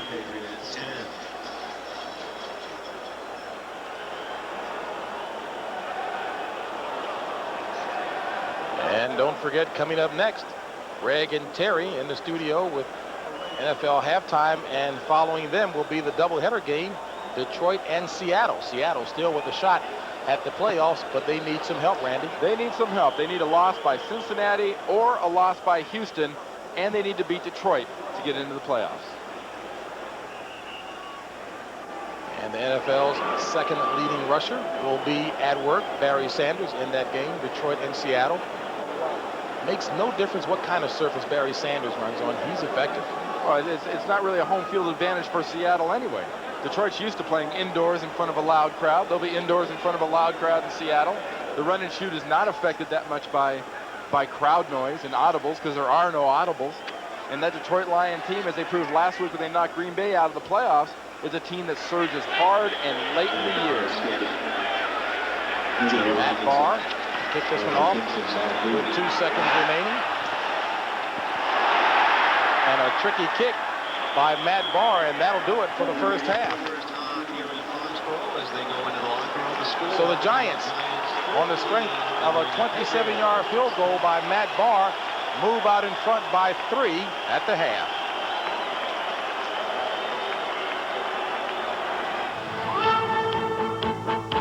CBS Sports coverage of the National Football League is sponsored by today's Chevrolet, who invite you to see why more people are winning with the heartbeat of America. Wrangler, comfortable jeans for men.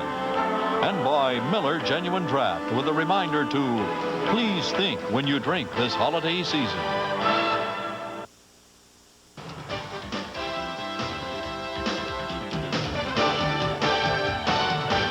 Well, those of you who have been watching football between the Giants in New England and the Cowboys and the Falcons, we welcome you back to our studio in New York, everyone. Along with Terry Bradshaw, I'm Greg Gumbel. Let's run down the scores and highlights for you. Beginning with the game at Fulton County Stadium, which the Cowboys need to get into the playoffs today. They would like to go in on a winning note, but the Falcons lead it by a score of 7-0 at halftime. And, of course, all of the pressure is on Babe Laufenberg, and a lot of pressure from the blitz. Well, all day long, every time the Cowboys have gone to the pass, what the Falcons have done is blitz Laufenberg, and right now the offensive linemen are totally confused, and this is something the Falcons will continue to do, Greg, until Laufenberg picks it up. Tracy Johnson, a 1-yard touchdown run for the only score, and take a look at how it is at Champions in New Orleans.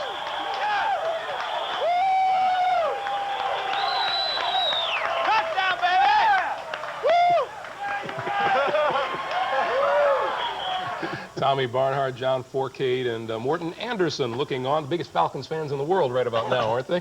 It is 7-0 in favor of the Falcons at halftime. They're also at halftime at Riverfront Stadium in Cincinnati. The Bengals needing a win today to make the playoffs. They lead the Cleveland Browns by 2 touchdowns, 14-0. As they approach halftime, it is now halftime in Miami. The Dolphins leading the Colts 16-14. Jeff George has thrown a couple of touchdown passes, including a 63-yarder to Jesse Hester, but the Colts trailed by 2. Halftime at RFK Stadium in Washington, the Redskin defense has shut the Bills down while Chip Lohmiller has kicked 3 field goals. Buffalo's turned the ball over twice, 9-0 Redskins. Halftime at New England, the game some of you are watching here on CBS, and the Giants are leading the Patriots by a score of 13-10. Now, the Giants drove 60 yards in 10 plays, and Jeff Hostetler finds Dave Meggett out of the backfield for 17 yards and a touchdown. And that made it 7-0 Giants, but back came the Patriots with a long bomb from Tommy Hudson. All this is simple. 3 defensive backs covering 2 wide receivers, and the safety elects to double the slot. Fryer gets by the corner, says, I think I have help. He didn't have any help over top. Fryer gets by him. Easy touchdown. Barr's field goal as time wound down in the first half has the Giants on top by 3. And San Francisco at Minnesota as they approach halftime. 1 minute to play in the half. The Vikings leading the 49ers by a score of 10-0. The game's lone touchdown from Herschel Walker. Well, all you got to do is get Herschel outside, let him score. square up his shoulders, and then he's extremely hard to bring down, running over everyone. Seems to me someone even predicted that the 49ers could lose to the Vikings today. Who could that be, Greg?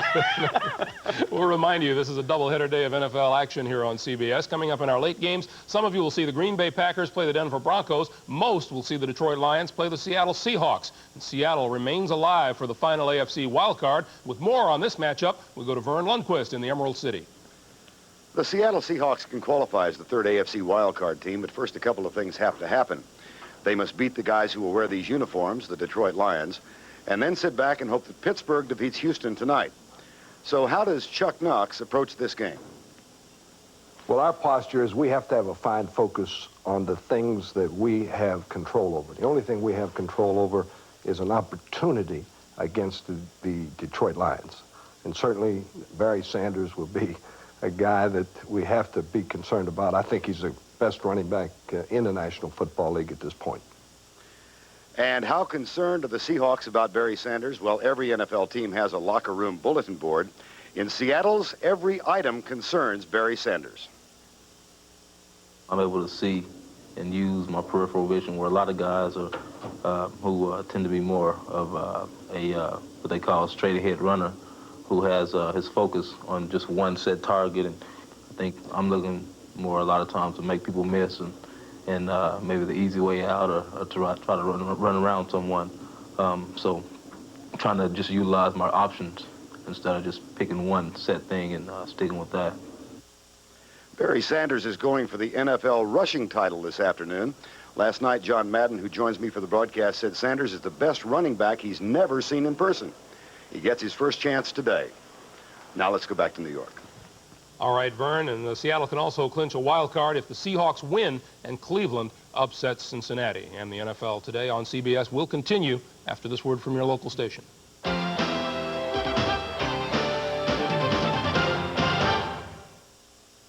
Who make the world a better place. Monday at 8.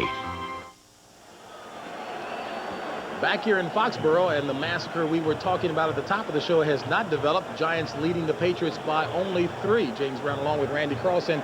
Randy, although New England is staying close, you think that the Giants are actually allowing them that? Well, Tommy Hodson's been the difference for New England. But as far as the Giants have let New England stay close because they got off to such a great early start. All they talked about was, let's get the ball running. Let's get everything going in the air. If we have to pass, we will pass. They ran the ball good early, and then later they threw to Meggett for their only touchdown today. It was a very nice throw, a good catch by Meggett, and most of all, it was a good call by the Giants coaching staff, because this ball right here, Meggett circling out of the backfield, no contest. He's got a matchup with Jaraschuk. That's a mismatch right there. And from the New England standpoint, you see Tommy Hodson drops back, plays chicken with the pass rush, steps up at the last minute, and Irving Fryer takes advantage of a drop coverage and gets free for an easy touchdown. Both quarterbacks impressive in the first half, 8 of 13. Hodson for 93 yards, Hostetler for 89 yards. And we'll be back with more in the second half here. Giants on top by 3. Gerald McCraney, Michael Gross. The plane will be here. Vestige of Honor, tonight.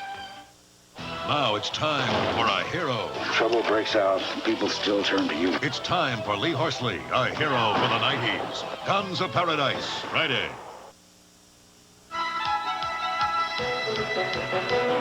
CBS Sports coverage of the National Football League is sponsored by Chrysler, Plymouth, Dodge, Jeep, and Eagle dealers, where you get the advantage.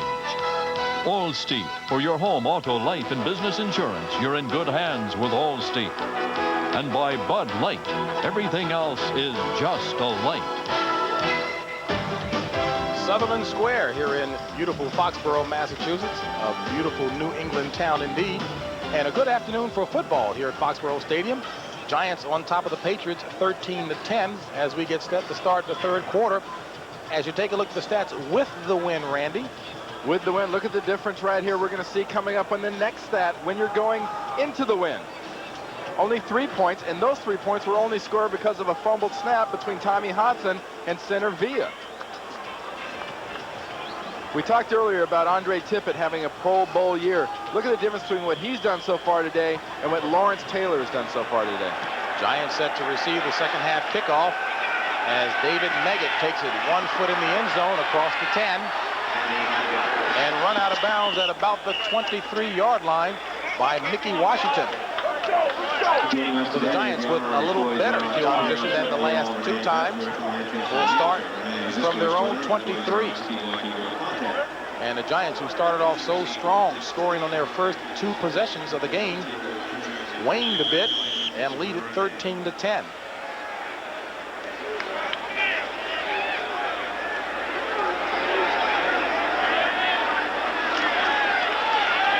Stephen Baker, Mark Ingram to the near side.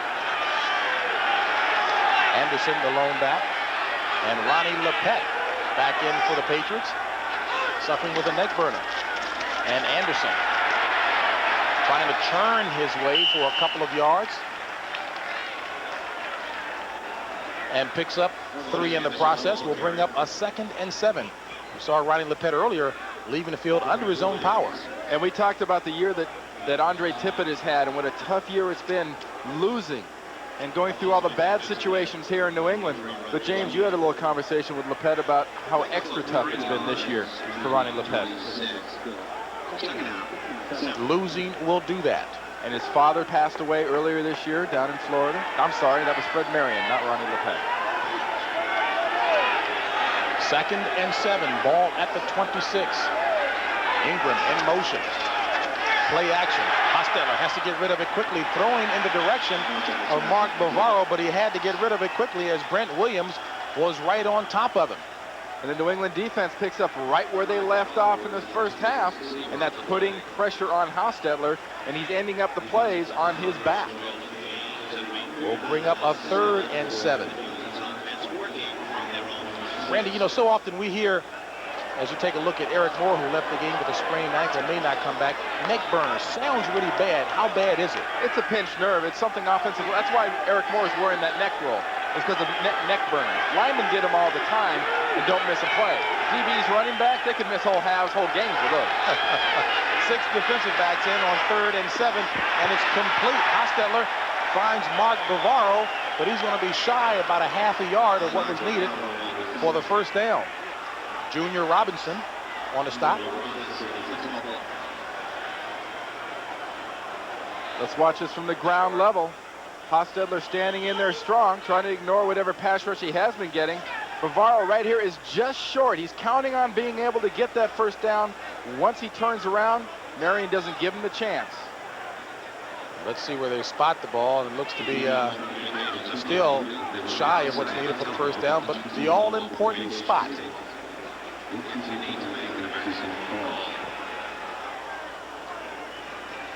Ooh. A favorable spot indeed.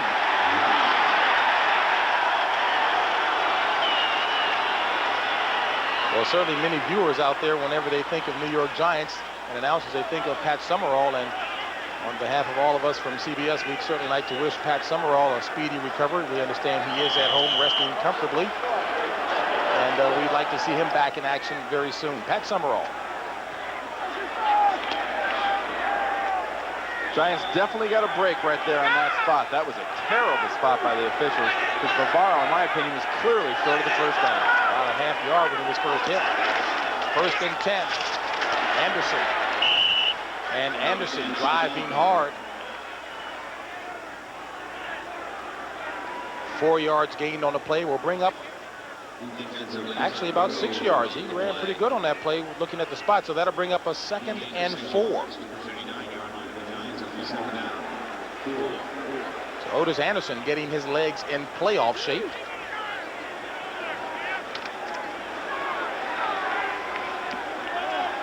Ball marked at the 39. 12:43 remaining in the 3rd quarter. Giants on top by 3. Anderson. And 2nd and 3rd effort by Anderson as he squirts across the 45 for the first down. 6 yards run by Otis Anderson, and talk about extra effort. Because the New England defense on this play is attacking. Watch around Bart Oates, the center. Watch Goad 72. He's attacking. Brown, the linebacker, he attacks through. Jaraschuk, the rest of the defense. Anderson keeps churning and moving. Guys are putting pads on him, but nobody's putting an arm on him. And Otis Anderson running well, 9 carries for 43 yards. All at the 45 of the Giants. 1st and 10. Play action. Hostetler to the left. Complete to Bavaro. And Bavaro across midfield to about the 48. 7-yard pass play. Will bring up a 2nd and 3. Vincent Brown driving Bavaro out of bounds. Thus far on this particular drive, the New York Giants, with the benefit of a poor spot, giving them a 1st down, have seemed to recapture a little bit of that fire, a little bit of the emotion, and a little bit more of the physical nature of what made them successful in the 1st quarter against these Patriots. Stephen Baker, Ingram to the near side. 2nd and 3. Ball at the 48 of the Patriots. On the ground, Anderson. And Anderson dropped on the ground. Good tackle by Tim Goad, 3rd-year player out of North Carolina.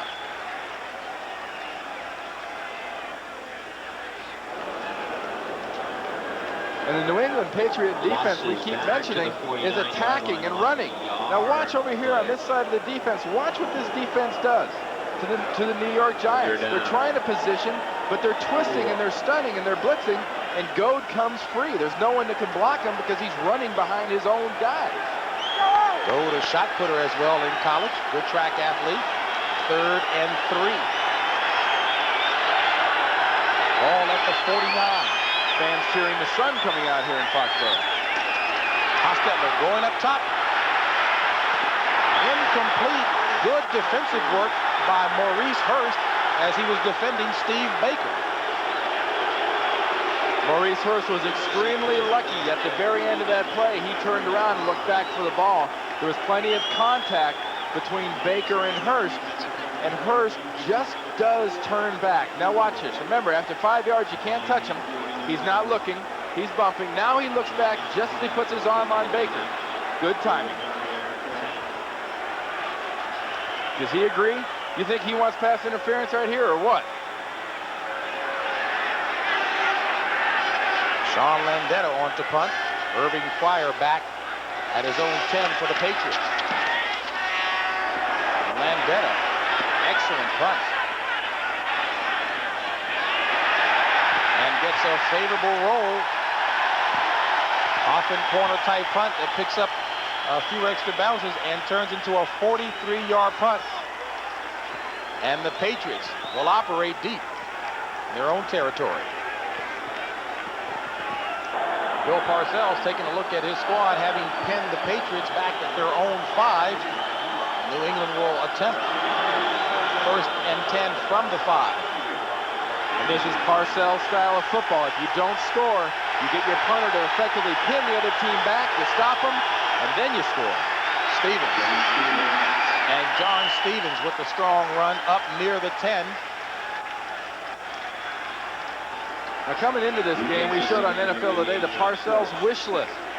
And he wanted a power running game. Well, we got that in the 1st quarter, but it's went away since then. Great special teams. They've had great special teams in spots. That was a great punt by Sean Landeta. Defense knocked the balls loose, create excitement. I don't think so. The excitement's been created so far by Tommy Hodson. He made one mistake, fumbling a snap. 6-yard gain by Stevens, 2nd and 4. And Stevens with the 1st down. And John Stevens, 3rd-year player out of Northwest Louisiana State, with an impressive run, 10 yards, stopped by Dave Durison. Real critical spot of the field right here where you got a team backed up, you got to stop them. And here's one of the guys that was always in charge of stopping people when they were backed up, linebacker Carl Banks, sitting out this game with a strained groin. And it must bother him to watch a running game this bad in New England blast out of the territory. And Stevens with another 6-yard run, maybe 7, depending upon the spot. John Stevens running strong. We talked about in the 1st quarter, James, where emotion and how ready you are to play shows up very well in your tackling. When we were showing early in the game, the Giants blasting New England. Right now, New England's coming out from deep back in their own territory, and they're the ones putting the hurting on the Giants. Pepper Johnson out That right inside backer for the Giants. Gary Reason's in. 2nd and 4. And Stevens again. And Stevens meets Gary Reasons. Not much on the play there. 3rd and 2 situation coming up. That shot we saw of Carl Banks.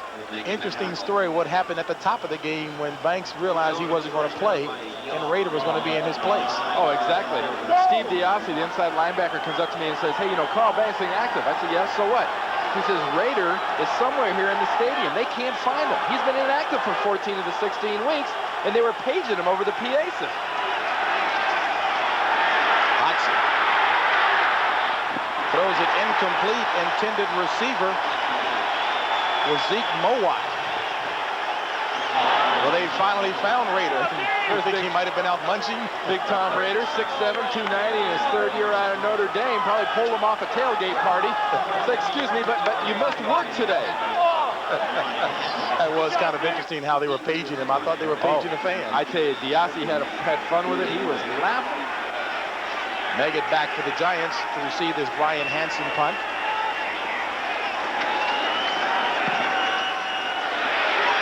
And the Butte. Meggett from the 17. And gets across the 30 to about the 32. George Adams on the stop. A 44-yard punt, 14-yard return. 13-10 ball game. Giants on top. 7:38 remaining in the 3rd quarter of play. Giants holding to a 3-point lead over the New England Patriots. Patriots trying to keep them going 1-15. And in the AFC Central, a muddled picture still indeed. The bottom line is that Pittsburgh is on top right now. Houston can ill afford a loss in that race. If they lose their out period, Pittsburgh and Cincinnati would be in.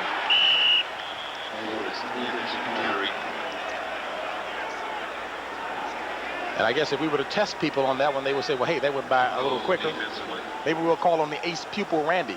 Well, I think the person you always have to bring in to explain the NFL playoff policy is Professor Irwin Corey, because only Professor Irwin Corey could appreciate exactly the fine nuances of the playoff system. I don't know where they came up with this thing. The NFC's kind of settled. The AFC, by the end of today, had a pretty good idea. Raiders control their own destiny. They can win the division if they win. 2nd and 8 here. Hostetler avoiding one tackler and throws it and nearly complete. The intended receiver was Rodney Hampton and Vincent Brown all on top of him.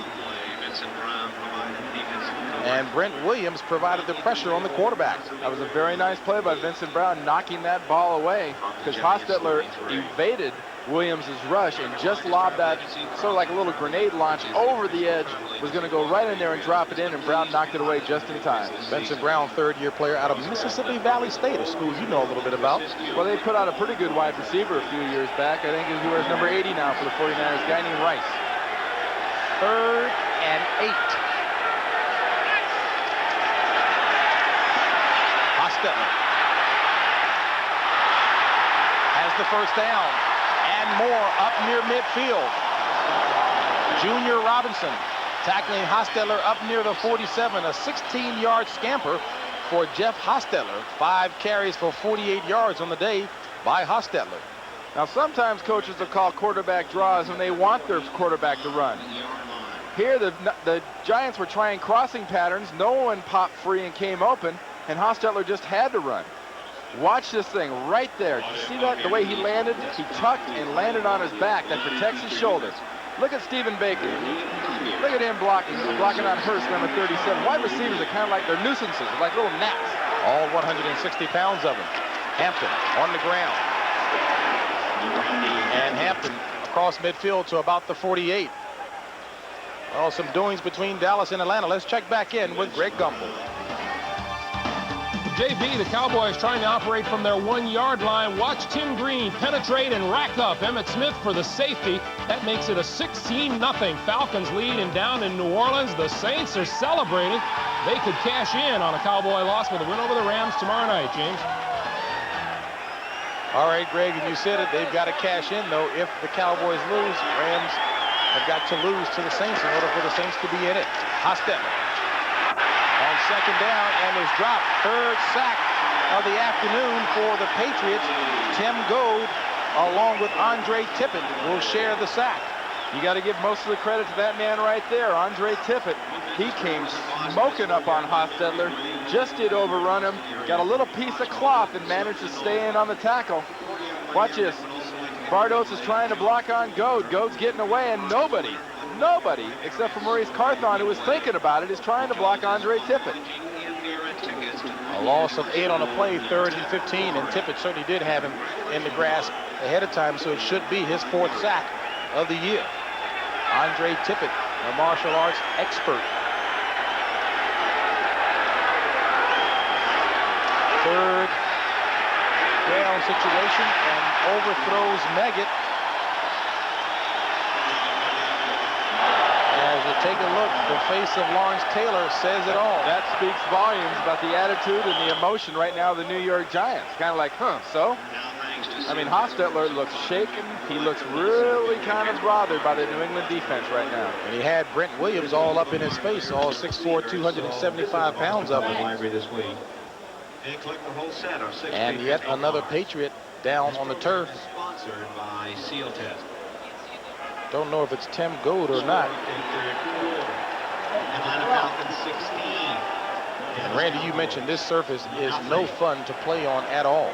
Well, you land on this stuff, it hurts. And Big Tim Goad, the former shot putter, probably got the wind knocked out of him a little bit because they were letting everybody go. That was a screen pass. It was very well set up. Meggett was right there, and it was just a pathetic throw by Hostetler. He had the guy wide open. He overthrew him. So Landetta back at his own 29 to punt. Irvin Fryer back at his own 15.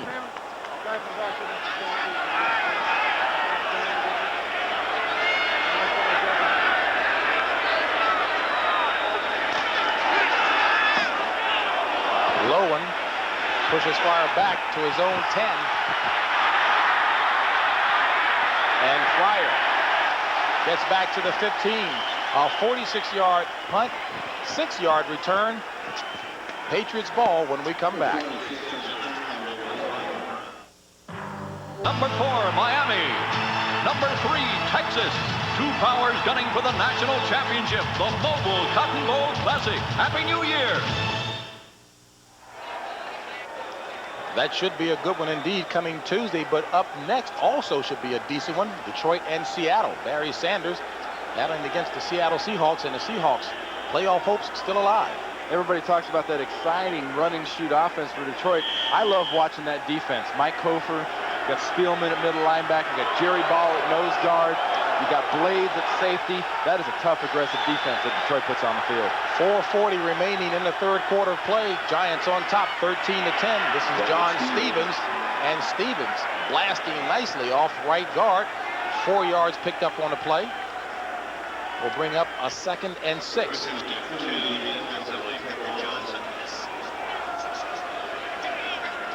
Well, some coaches, a lot of coaches, as a matter of fact, love the possession number, although it doesn't make any difference in the case of the Detroit Lions, though. Well, the New York Giants and Bill Parcells, they love time of possession, and they love field position. Look at the Niners. Niners are 3rd. Not bad for a finesse team.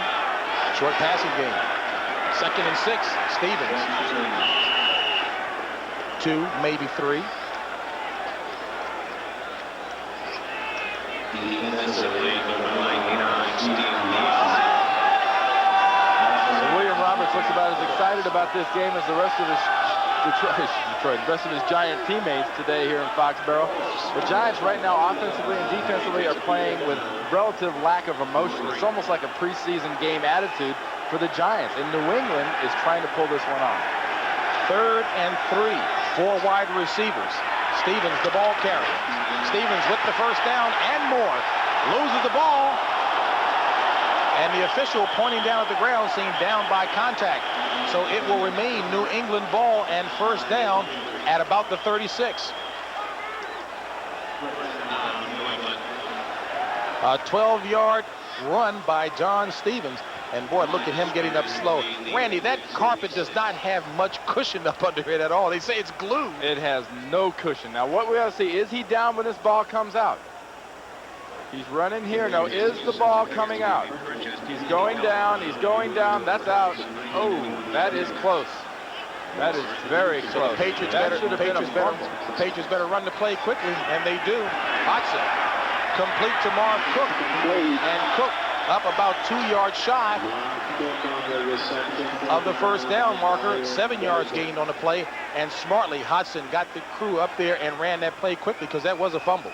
If they'd have reviewed this, I believe this would have gone in the Giants' favor. Now watch the ball coming out. Watch his knee. Does it get to the ground? That ball's out right there before the knee ever comes to the ground. That was a fumble. Smart play by Tommy Hodson and the New England Patriots getting up and running that next play to nullify a replay. And a nice job by Mark Collins with that behind-the-back move to knock it loose. This is 2nd and 4. And Tutupu.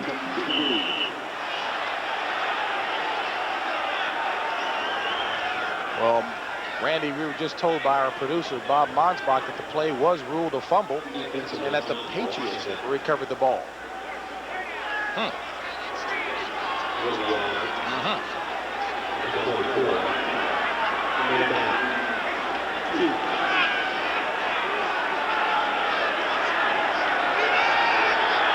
Third and 2.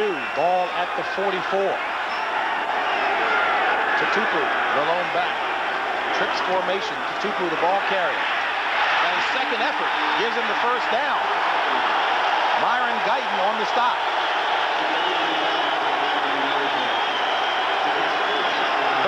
Year veteran showing youthful legs. 9-yard gain. 5 carries for 25 yards for Tutupu. And watch this left side open up. Tutupu, it's stuffed in the middle. Then the left side just all of a sudden creates a hole by the coverage and by the pursuit of the New York defense and the perseverance of that man right there. Fine run. 52 seconds remaining in the third quarter of play. Patriots at the 47 of New York, trailing by 3. Hodson to pass with time, going for the home run ball, and it's intercepted. Mark Collins. And they're going to mark this ball back on the 1-yard line. Momentum carried him into the end zone. Intended receiver, Irvin Fryer. And Collins, great defensive coverage. It had to be great defensive coverage because Tommy Hodson and Irving Fryer have every opportunity after that short pump fake to get 6 points. But Collins stays with Fryer step for step. Little pushing, little shoving. What a fine catch. Caught right there on the 1-yard line, and his momentum carries him into the end zone. Second interception of the season for Mark Collins.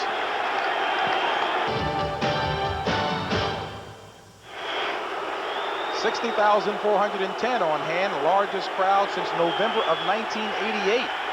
Trying to see if the Patriots can win only their second game of the season, trailing the Giants by 3. New York's ball at its own 1 after that interception by Mark Collins. And Otis Anderson spinning his way ahead for about 2.5. And earlier here in the quarter, we saw the New England Patriots come blasting out on the New York defense and get out of a similar situation. The Giants need to give Sean Landeta, at worst case, room to kick in the end zone if they have to punt. You see the time remaining in the third quarter of play. And the teams will allow the clock to run out. And the Giants will take it on their own 4 at the other end of the field. So that's the end of the third quarter of play with the score: New York 13, New England 10. Our coverage will continue after this message from your local station. You're watching the NFL on CBS. Monday at 8. Giants meeting the Patriots for only the 4th time. Giants lead the series 2-1. Lead this game here 13-10 as we start the fourth quarter of play. You know, in the Giants' first 2 possessions, they had a touchdown and a field goal. Their last 6, they've had 3 punts, a field goal thanks to a New England fumble, a missed field goal, and their own fumble. Sellout crowd inspiring the play of the Patriots. 2nd and 8 for the Giants. Ball at their own 4. Hostetler throws it complete to Ingram for the first down. Run out of bounds at the 19-yard line by Maurice Hurst. 15 yards picked up on the play. And Hostetler on several occasions today has had to move. He's had to get around. And right here, it's by design. A quick, short rollout, almost out of the run and shoot. Hostetler spots Ingram and nails him on the chest. Now they have plenty of room. Now the Giants can go back to their normal offense.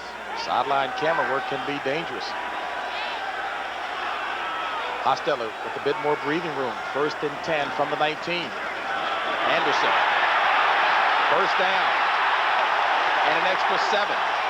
Otis Anderson. Strong running indeed. 19 yards picked up on the play. Marion and McSwain on the tackle. Watch a wall form right here. Watch this play. The offensive line led by Jumbo Elliott there, the left tackle, blocking on Brown. They stuff the entire defense of New England in the middle. Otis Anderson goes outside, then has the presence of mind to come back inside where those little DBs are. Stay outside so those linebackers can catch you. Get back inside once you get downfield because there's nothing but defensive backs. 12 carries for 60 yards. 5 yards per average for Anderson. And Anderson only about a yard here. Well, let's head back to New York and check in with Greg.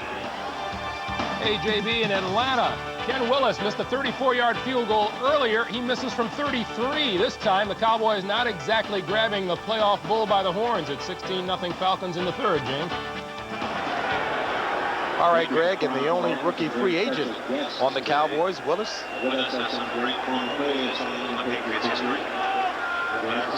Not a good foot there. 2nd and 9 situation here for the Giants. Ball marked at their own 39. In similar situations, New England has stunted and blitzed a lot in this down. And a great catch by Maurice Carthon, who had to turn around and reach down for it. Hostetler under pressure, 6 yards. 3rd and 4 situation coming up. And that pressure on that last play was coming from Andre Tippett on a quick blitz. Hostetler did everything he could getting rid of that ball. Especially knowing that Tippett wanted a piece of him.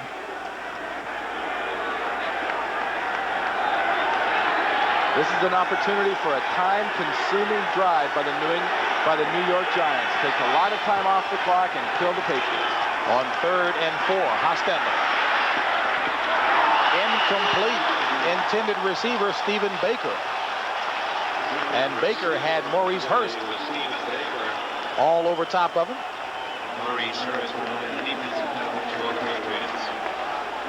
Take a look here at the very end.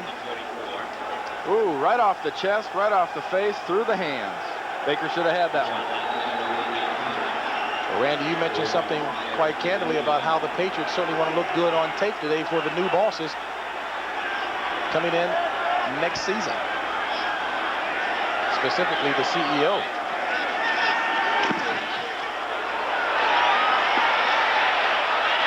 And Fryer decides to let this one go.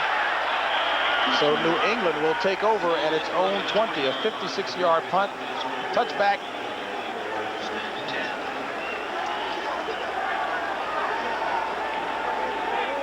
10 remaining in the ball game.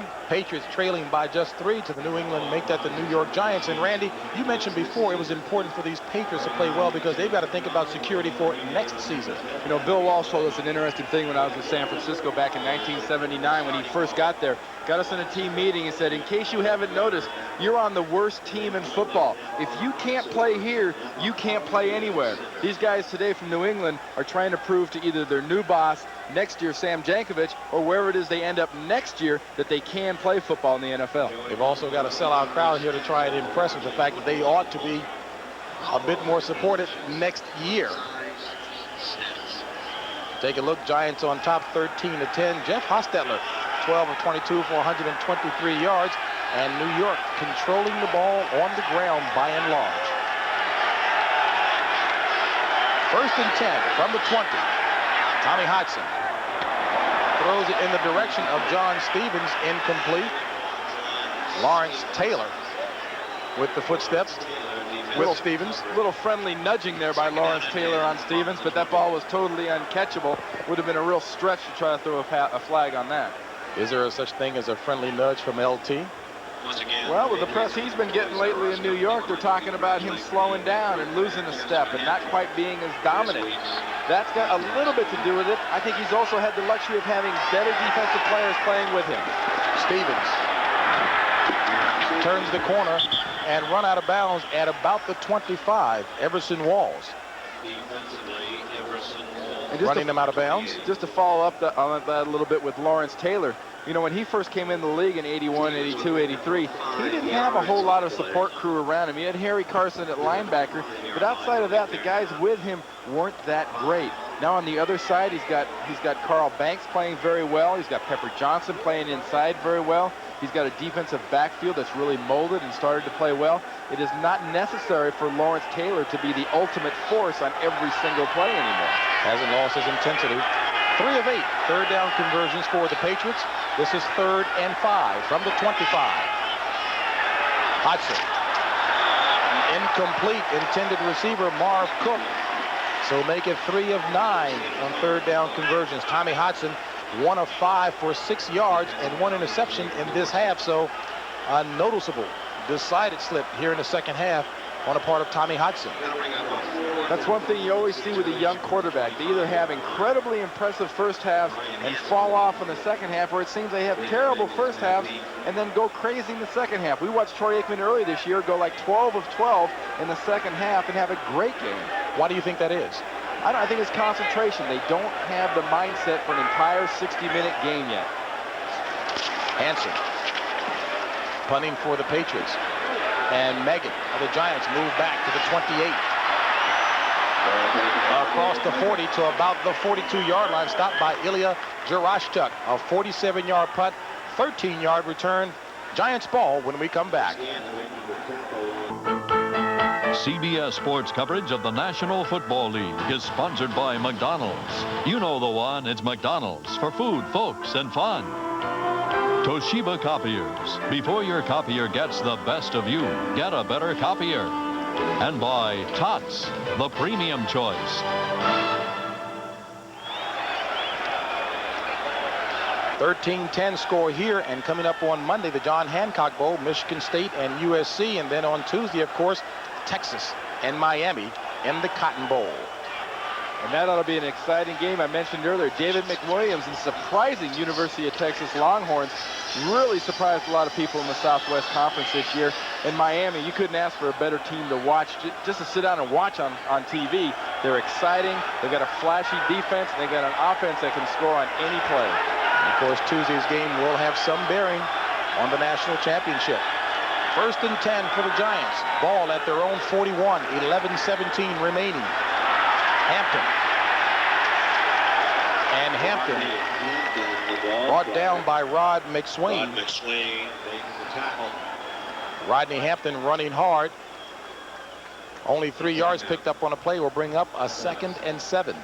Now, we mentioned earlier when Otis Anderson ran that play, everything got bunched right in here. Anderson went outside and went up. Now watch here, Hampton is not given the opportunity to make that play. McSwain bounces him out, stretches him out very nicely, and that opportunity isn't there for the rookie to take advantage of. Hampton 9 carries for 43 yards. This is 2nd and 7 from the 44. Hostetler to pass. Now runs and gets across the 45 to about the 46. Depending upon the spot, either a 2 or 3 yard run. Sean Smith on the tackle.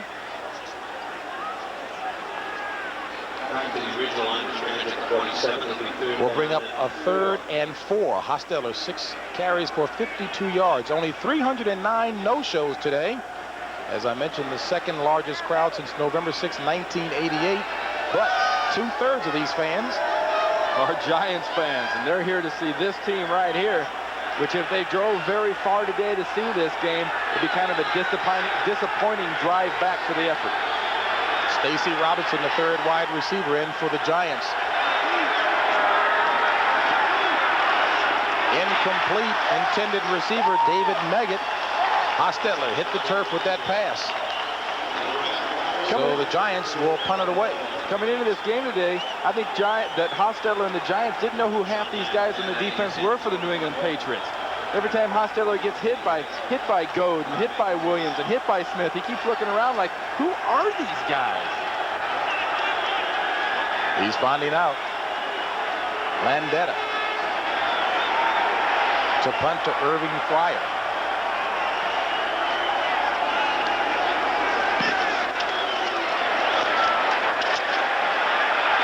Fryer loses a handle on the ball.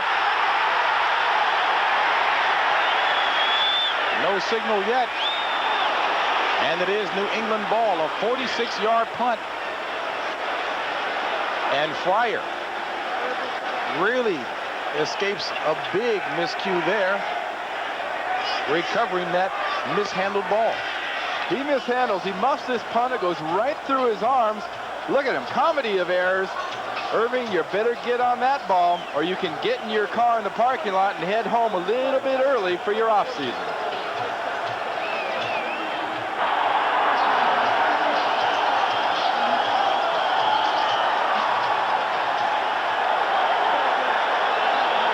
Where you think that the Patriots were ahead, but being within 3 of the Giants, I guess reason enough to cheer.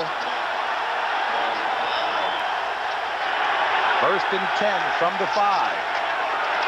Adams across the 10 to about the 12. 7 yards picked up on a play will bring up a 2nd and 3.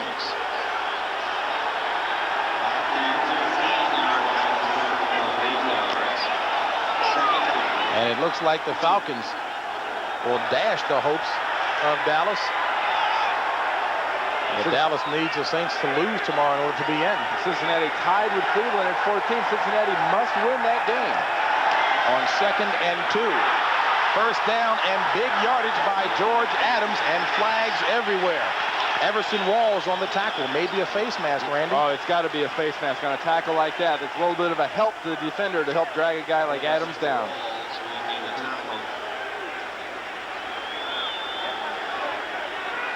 George Adams putting on a bit of a show against his ex-teammates, and indeed it is against the Giants of the face mask variety. And New England here just takes control up front. Good blocks on Howard and Johnson by the front line of the Patriots. Ooh, that wasn't even close. They got nothing but nose and face mask reaching in on that one. Let's watch it one more time. Ouch. Everson Walls, you should know better than that. 10 years. Loss of a little bit of the speed might bring on that kind of gravity. This is the critical possession for New England. They must get points out of this possession. First and 10 from the 31, and on the ground again, John Stevens, and Stevens up near the first down marker. Impressive ground game. Well, let's go back to New York and check in with Greg Gumbel. Well, JV, Atlanta is on the board again. Greg Davis, 23 yards out, makes it a 19-0 Falcons lead. And the Dallas hopes for victory today dwindling fast. They'd have to hope for a Rams victory over the Saints tomorrow, James. All right, Greg, but still nothing to take away from the impressive job that Jimmy Johnson has done this season, turning that ball club around. 2nd and 1 here for the Patriots. 3 wide receivers. Stevens on the ground, and I don't think he got it. Lawrence Taylor with the hit. This game is presented by authority of the National Football League, and this CBS telecast is intended for the private use of our audience. Any rebroadcast or other use of this telecast without the express written consent of CBS, the New England Patriots, and the National Football League is prohibited. We talked about this being the key possession for the New England Patriots. This is the down of the game for the Patriots. They're playing a ball control time of possession team. They have to get this first down, and they have to score now. 3rd and actually half a yard, and Stevens has the first down.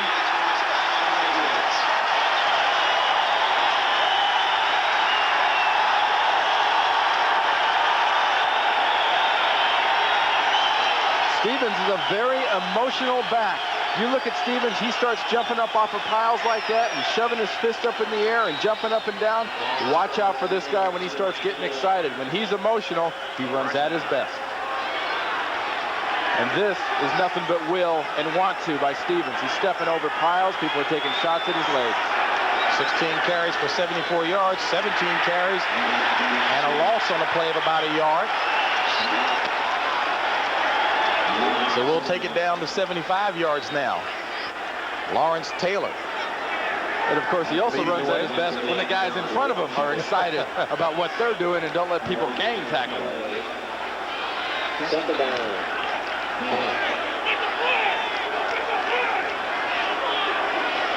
6:14 remaining in the contest. Giants on top, 13-10.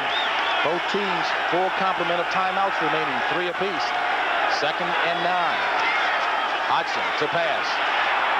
Complete to Marv Cook, and Cook across midfield. Ridden out of bounds by Johnny Cooks. 6 yards picked up on a play will bring up a 3rd and 3.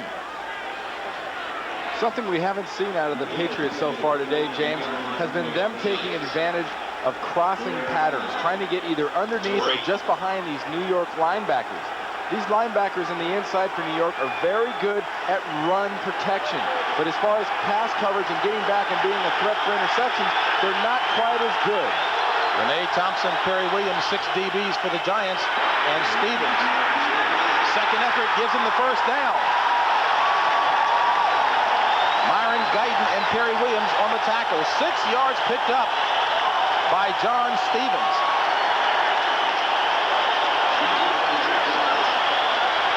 On another day, this would not be a first down for the New England Patriots and Stevens, because they have not played with this kind of fire and emotion. He'd been stopped right there. That would have been end of story. Everson Walls does not come up and make any kind of a tackle, and that enables Stevens to bounce it out and get the first. Watch this. Irvin Fryer's giving him a little hit. He gives Irvin Fryer a little hit. Another head slap. Out of the 8 plays in this drive, 6 carries by Stevens. Hodgson. Was it caught? Incomplete. And Irving Fryer will argue the case, but not very vociferously, which means he knows. He immediately ran right over to Bill Parcells, who's standing there on the Giants sideline, just smiling at him and holding the ball. Now let's see, is this complete or not? Remember, the ball cannot get to the ground, so do his hands get underneath the ball here? Well, simultaneous. I think maybe Mr. Fryer could be an Emmy Award winner for the act he put on afterwards, but it would appear that the ball did hit the ground. This will be the 10th play of the drive that started back on the New England 5. 4:43 remaining in the contest. George Adams inside the 40 to about the 39.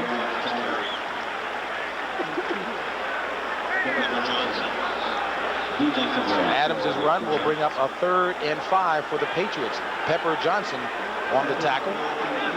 Very impressive performance today, we keep mentioning, by Tommy Hodgson, and nowhere has he been more impressive than on 3rd down. In these critical situations, they've either run the ball effectively or Tommy Hodgson has created something to give them a first or a score. Tempson to the near side. Dykes to the top of the screen on 3rd and 5. And it's complete for the first down. Mosi Tatupu.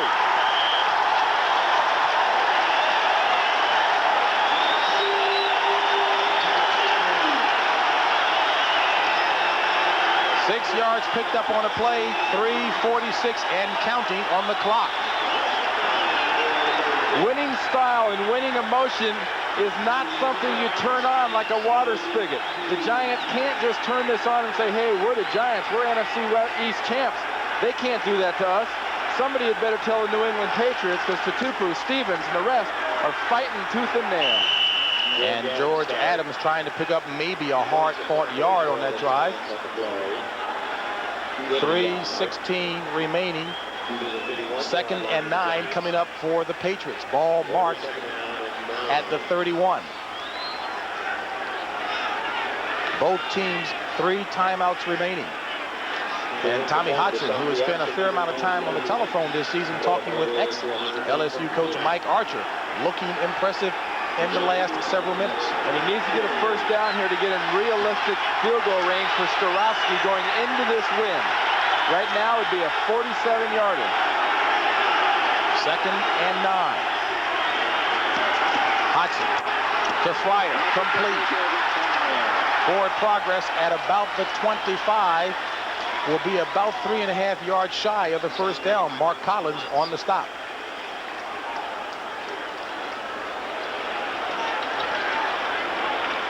And the nature of those conversations with Mike Archer, the ex-LSU coach, and Hodgson, of the boosting nature, of course, but Hodgson said, hey, this 1-14 season has not been the toughest on me. I've had tougher situations. Well, he played the pressure cooker down there in Louisiana, and that is a rough place when they expect you to be a Heisman Trophy winner after the great years he had his first couple of years. And we're at the 2-minute mark, and the 2/3 Giants fans seemingly cheering for the Patriots, who trail by 3. 60 minutes. Why would the mob hire a hitman to do away with Cousin Rose? Not just any Cousin Rose, a Mafia Don's Cousin Rose. You guessed it, money. That's tonight on 60 Minutes. And that'll be followed by Murder, She Wrote, and the CBS Sunday movie, Vestige of Honor. All that coming your way tonight on CBS. Packed house here at Foxborough Stadium. Giants leading the Patriots by 3. New England has had the ball for 13 plays and 7 minutes and 31 seconds. Ball is marked at the 24 of New York. And New England's facing its 4th straight 3rd down conversion. They've converted the last 3 straight in critical situations. Stevens, the ball carrier, and will not get it. So after converting on 3 straight 3rd down conversions, we'll bring up a 4th and 2, and Randy, big decision time. Easy decision time, James. You go for the field goal here. Starofsky's got a season long of 53 yards. This one here will be more in the 42 to 43 yarder, actually a 41 yarder, but it's into the wind. Remember though, this is almost a dead on into the wind kick. If he kicks through the ball and really drills into it, doesn't try to draw it or get cute with it, he should make this field goal. This will be a 42-yarder. It's up, and it's no good.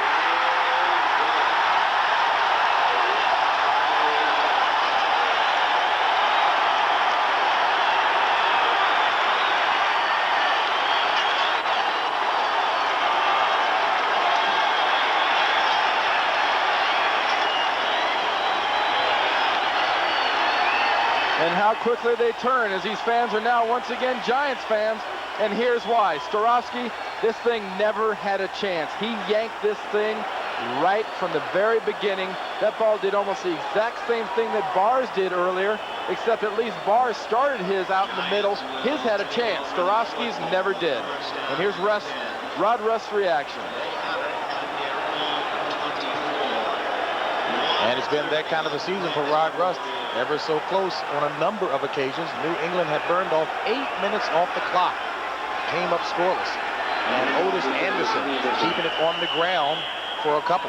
And New England using one of their timeouts. They have 2 remaining right here. Giants with 3 timeouts remaining. 1:24 remaining in the contest.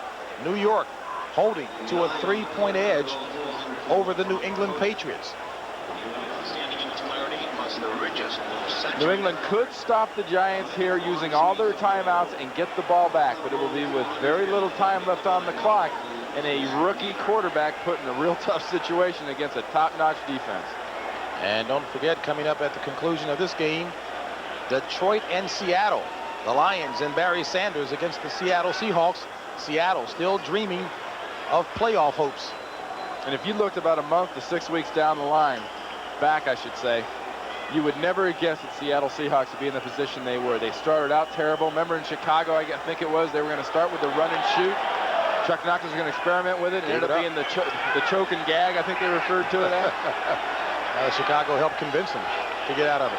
2nd and 8 from the 26. And driven up by Otis Anderson to the 30. And New England burns off yet another timeout, leaving them with 1. And this will be a 3rd and 3 situation coming up for the Giants. The coordinating producers of NFL on CBS, Chuck Milton and Ed Gorin. This telecast was produced by Bob Monsbach and directed by Kathy Barretto. The NFL Today was produced by Eric Mann and directed by Duke Struck. The senior producer of CBS Sports is David Winter, and the executive producer is Ted Shaker. And Randy, we'd also like to thank our very supportive and excellent technical crew all season long, our AD Marcy Gauze and the BA Debbie Donnelly. And once again, I'd like to remind you that...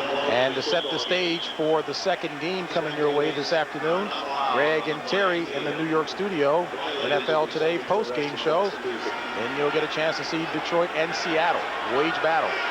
Right now, 3rd and 4 here. 1:18 remaining in the game. Giants at their own 30. Bootleg. Hostetler has the first down and more. Across midfield and run out of bounds at the 41 of New England. Fred Marion ran him out of bounds. A 30-yard scamper by Jeff Hostetler. Talk about a little emotion from a quarterback. Jeff Hostetler's got it. Like Phil Simms, he's kind of a fiery leader type guy. Made one mistake here, though. Go down in bounds. Don't go out of bounds and stop the clock. 7 carries for 92 yards on the afternoon by Jeff Hostetler. Now let's watch this one more time. Watch the very end of this play. It all of a sudden occurs to Jeff, I shouldn't go out of bounds. Looks like he's headed there. Then he says, nope, I can't do that. Ah, but he does step out. 1:09 remaining in the contest. Giants at the 40 of New England. And the Patriots are out of timeouts as Hostetler goes down in the win the game kneel position.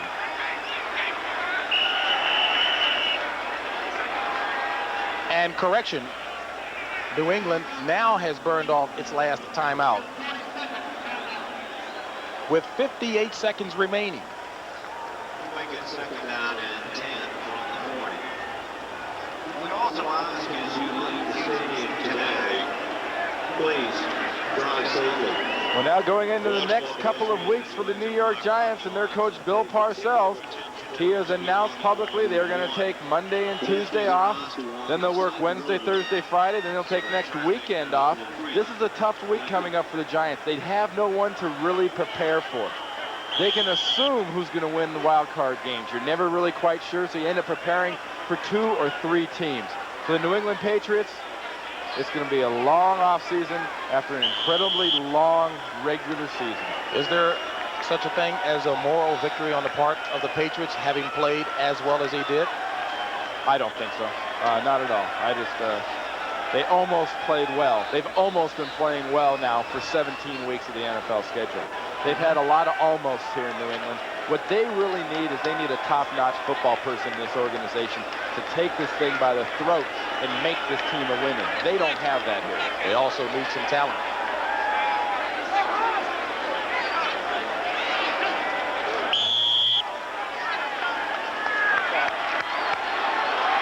Well, you talked about taking some time off. One thing that Bill Parcells mentioned as well is that he won't have any off-time period because he plans to play heavily in the free agent market, the Plan B free agent market. Well, Bill Parcells says there's no time anymore for coaches. You used to have time off in the offseason.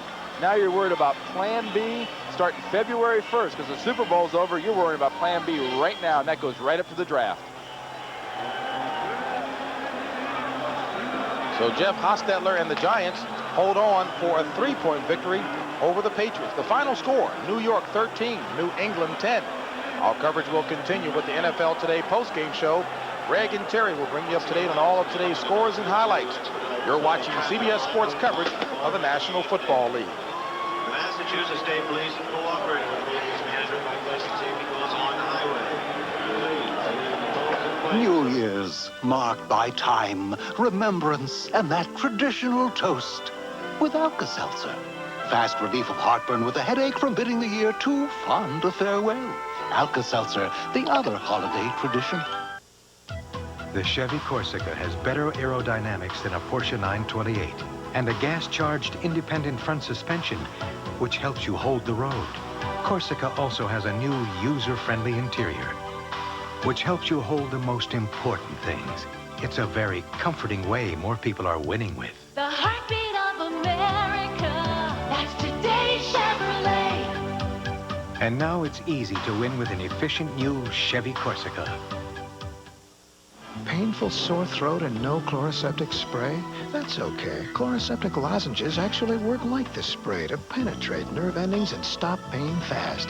Great tasting Chloraseptic lozenges. Fast relief when you're away from your spray.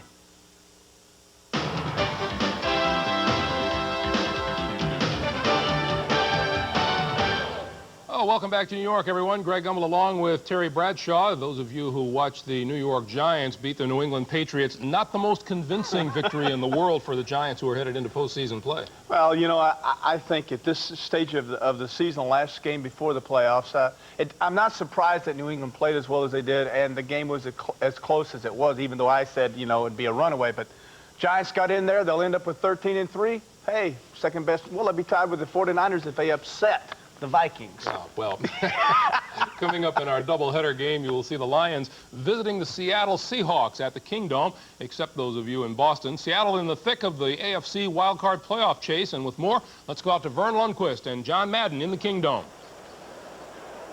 Okay, Greg and Terry, when the Kingdome is filled, as it is almost every Sunday the Seahawks are at home, it can be one of the noisiest arenas in the National Football League. John, how do you combat that, and how do teams prepare to come in here? Well, you know, I think that this is probably the toughest place to play in the National Football League. And if you look here, you see before the game, Rodney Peete, the Lions quarterback, and Wayne Fonse, the head coach, were talking to the referee about it. And they were saying, what should we do in this case? In other words, when we get up there and we can't hear, and most of the time the referee will tell them, stay up there, stay up at the line of scrimmage. And, of course, we know they do have the rule in there where they can penalize the home team. Well, the Lions do come in with a potent running attack led by one of the best ever, Barry Sanders, today. That's what I think. I think if the Lions are going to win this game, Barry Sanders has to have a big day. Now, conversely, if Seattle is going to win and get into playoffs, I think they have to be able to control Barry Sanders and keep him to under 100 yards. Well, the Lions and the Seahawks coming up from the cold Pacific Northwest right now. Let's go back to the studio. Greg and Terry. All right, Vern and John, thanks very much. Now, let's run down the scores for you as they're happening right now. And we've been telling you all day long about the Dallas Cowboys. Well, they aren't going to get it done today. They're going to have to depend on the Rams tomorrow night. The Atlanta Falcons are leading the Cowboys by a score of 26-0 with about 3.5 minutes to play at Fulton County Stadium in Atlanta. There's Babe Laufenberg talking to the injured Troy Aikman. It was up to Babe. Didn't get it done today. Second half kickoff. This is Keith Jones of the Falcons. Well, this is something you would expect in bad weather, Greg. Field conditions, sloppy and muddy. Jones has the ability to cut in and out. People fall on all over the place, and there's your touchdown. Meanwhile, trying to come back, the Cowboys give it to Emmitt Smith, and Tim Green says, no, not this time. The two-point safety made it a 16-0 Falcon lead, and they are going crazy in New Orleans. The Saints watching from Metairie, Louisiana, and then Deion Sanders with just a great interception. Well, this is a great interception, but the thing that made it possible was the blitzing linebackers of the Falcons, something all day long that the Falcons did, blitz their linebackers. The Cowboys never could block them. Laufenberg got intimidated by the pass, constantly been hit. He never got settled. There's your interceptions. We were talking about Babe Laufenberg and whether or not he could get the job done today. At last report, 7 completions in 20 attempts for 80 yards, and Laufenberg was intercepted twice. Now, what the Cowboy potential loss means today, they could still make the playoffs if the Rams beat the New Orleans Saints tomorrow night in New Orleans. Now, whoever claims that final wild card spot in the NFC, Dallas or New Orleans, will open the playoffs at Soldier Field in Chicago. And with the Bears' unsettled quarterback situation, what do you think about the chances of either the Cowboys or the Saints going into Chicago? Well,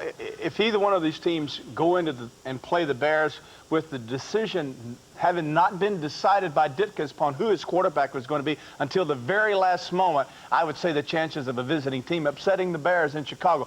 But otherwise, the Bears are too strong for either one of these two teams, and they should win easily at home in the first playoff. All right, Terry, let's cover the rest of the scores for you. At Riverfront Stadium in Cincinnati, the Bengals need a victory today, and they're having a tough go of it against the Browns. 2 minutes to play in Cincinnati. The Bengals leading Cleveland by a score of 21-14. At Joe Robbie Stadium in Miami, the Dolphins have a 23-17 lead on Indianapolis with 2 minutes to play there. At RFK Stadium in Washington, the Redskins, very convincing over the Buffalo Bills this afternoon. 29-14 is the score there. Final score in New England, the Giants over the Patriots by a score of 13-10. Giants, of course, get a first-round bye in the playoffs. And at Minnesota, Steve Young has just thrown 14 yards to Jerry Rice for a touchdown. San Francisco leading the Vikings by a score of 13-10. Now, a quick update for you in the Dallas-Atlanta game. Jay Novacek has just scored on a 27-yard touchdown catch, and this is it. And Novacek, a steady receiver all year long. on the receiving end. So the Cowboys just on the board as time is running down at Fulton County Stadium. It's now a 26-7 Atlanta lead. And the NFL Today post-game show will continue in just a moment.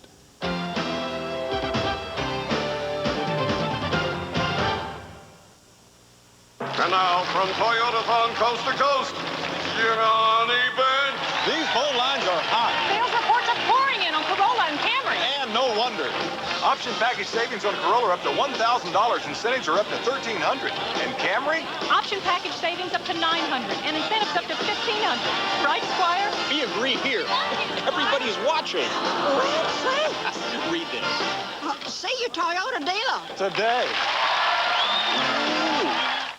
One day there was just too much gray. I thought, should I or shouldn't I? I didn't. I was afraid it might look phony. I wanted natural-looking color, and I wanted to do it right, with no pouring and mixing. Nobody else could give me what I wanted until Clairol Option Instant for Men. I figured if it's from Clairol, I could trust it. I could. I went from gray to my natural-looking color in 5 easy minutes. My hair looks great, feels great. When I look in the mirror, I don't see gray. I see me. Do it right with Option, also in gradual formula.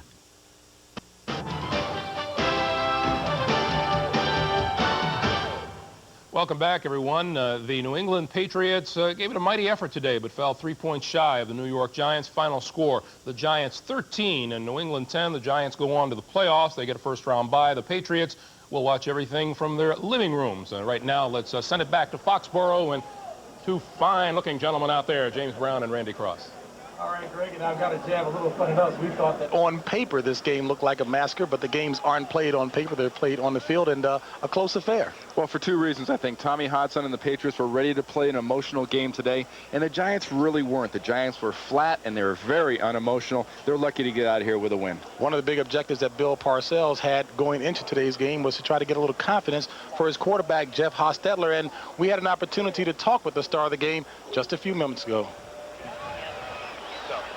Jeff Hostetler now joins us. Strong afternoon. Jeff, 12 of 23 for 122 yards, but you also did it with your legs. You got to feel confident now going into the playoffs.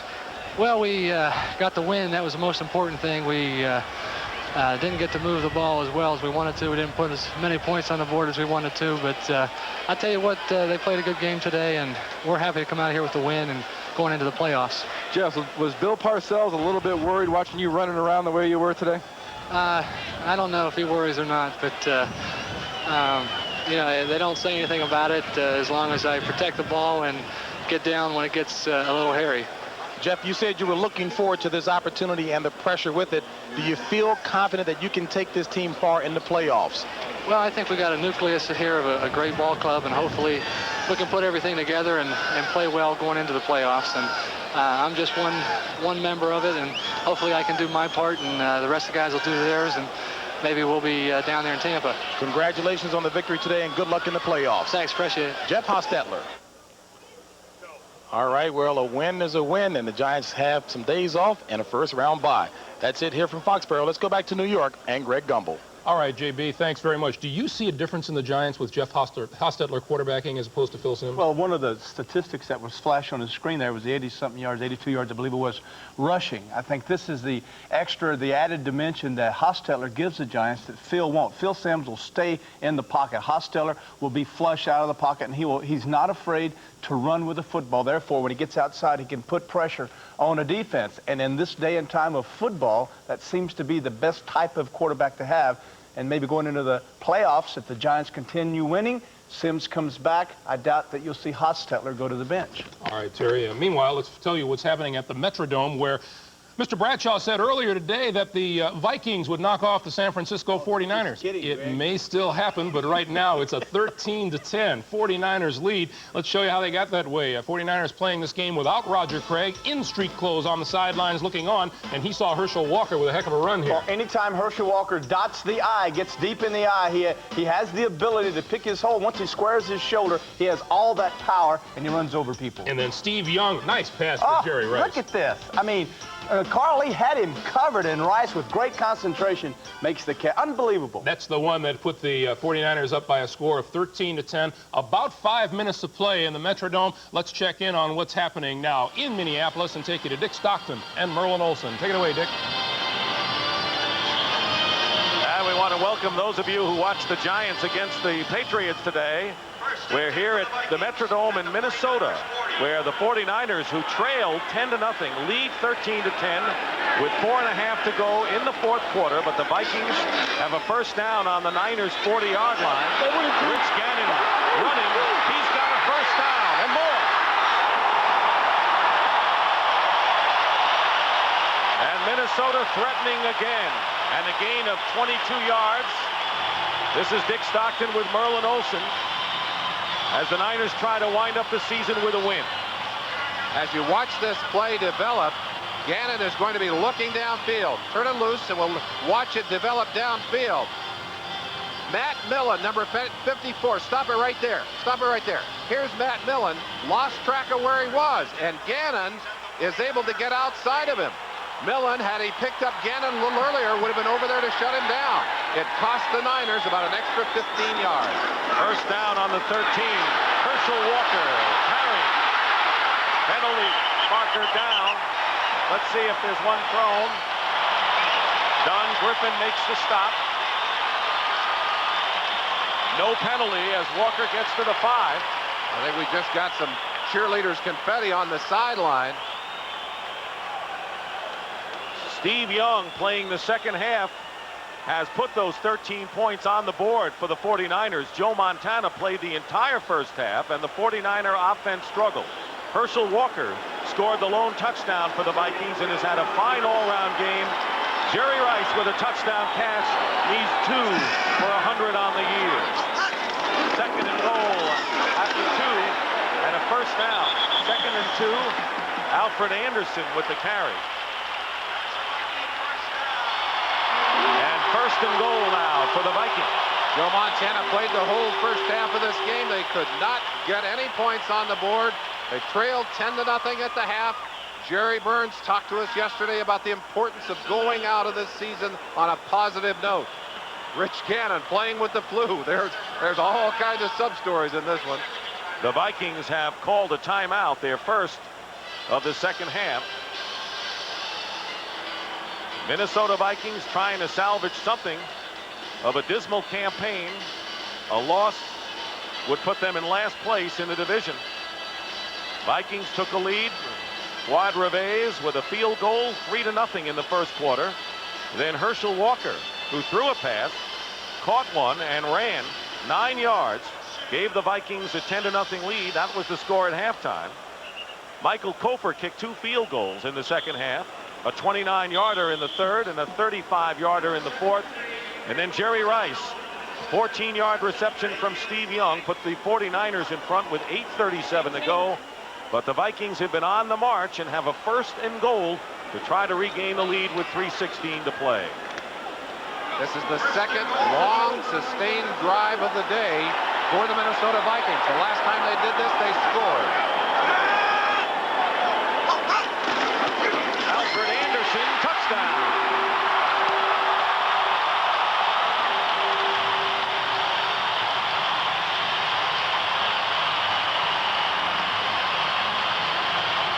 So that's now a 16-13 lead for the Minnesota Vikings. The extra point would make it 17-13. We'll keep you advised of what happens there. We'll take a timeout and we'll continue with the NFL Today post-game show in just a moment.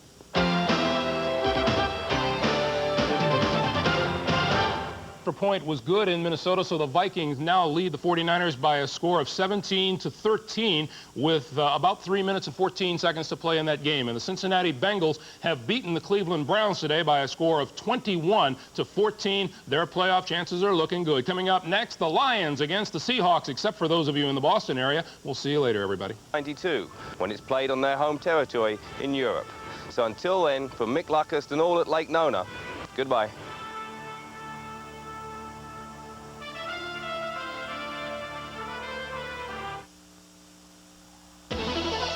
Playoffs. Who's in the playoffs? Dallas had their shot, but Atlanta said, I got you, babe. The Raiders try to reel in the AFC West, but the Chargers look to put them into a deep freeze. The Bengals got their chance to move into playoff contention, while the Seahawks had their opportunity to scoop up a postseason berth as well. San Francisco was long qualified for the January party, but Jerry Rice earned a membership in a more exclusive club. The Giants had a rare home game in Foxborough. Hey, you, step right up. Prime time is done.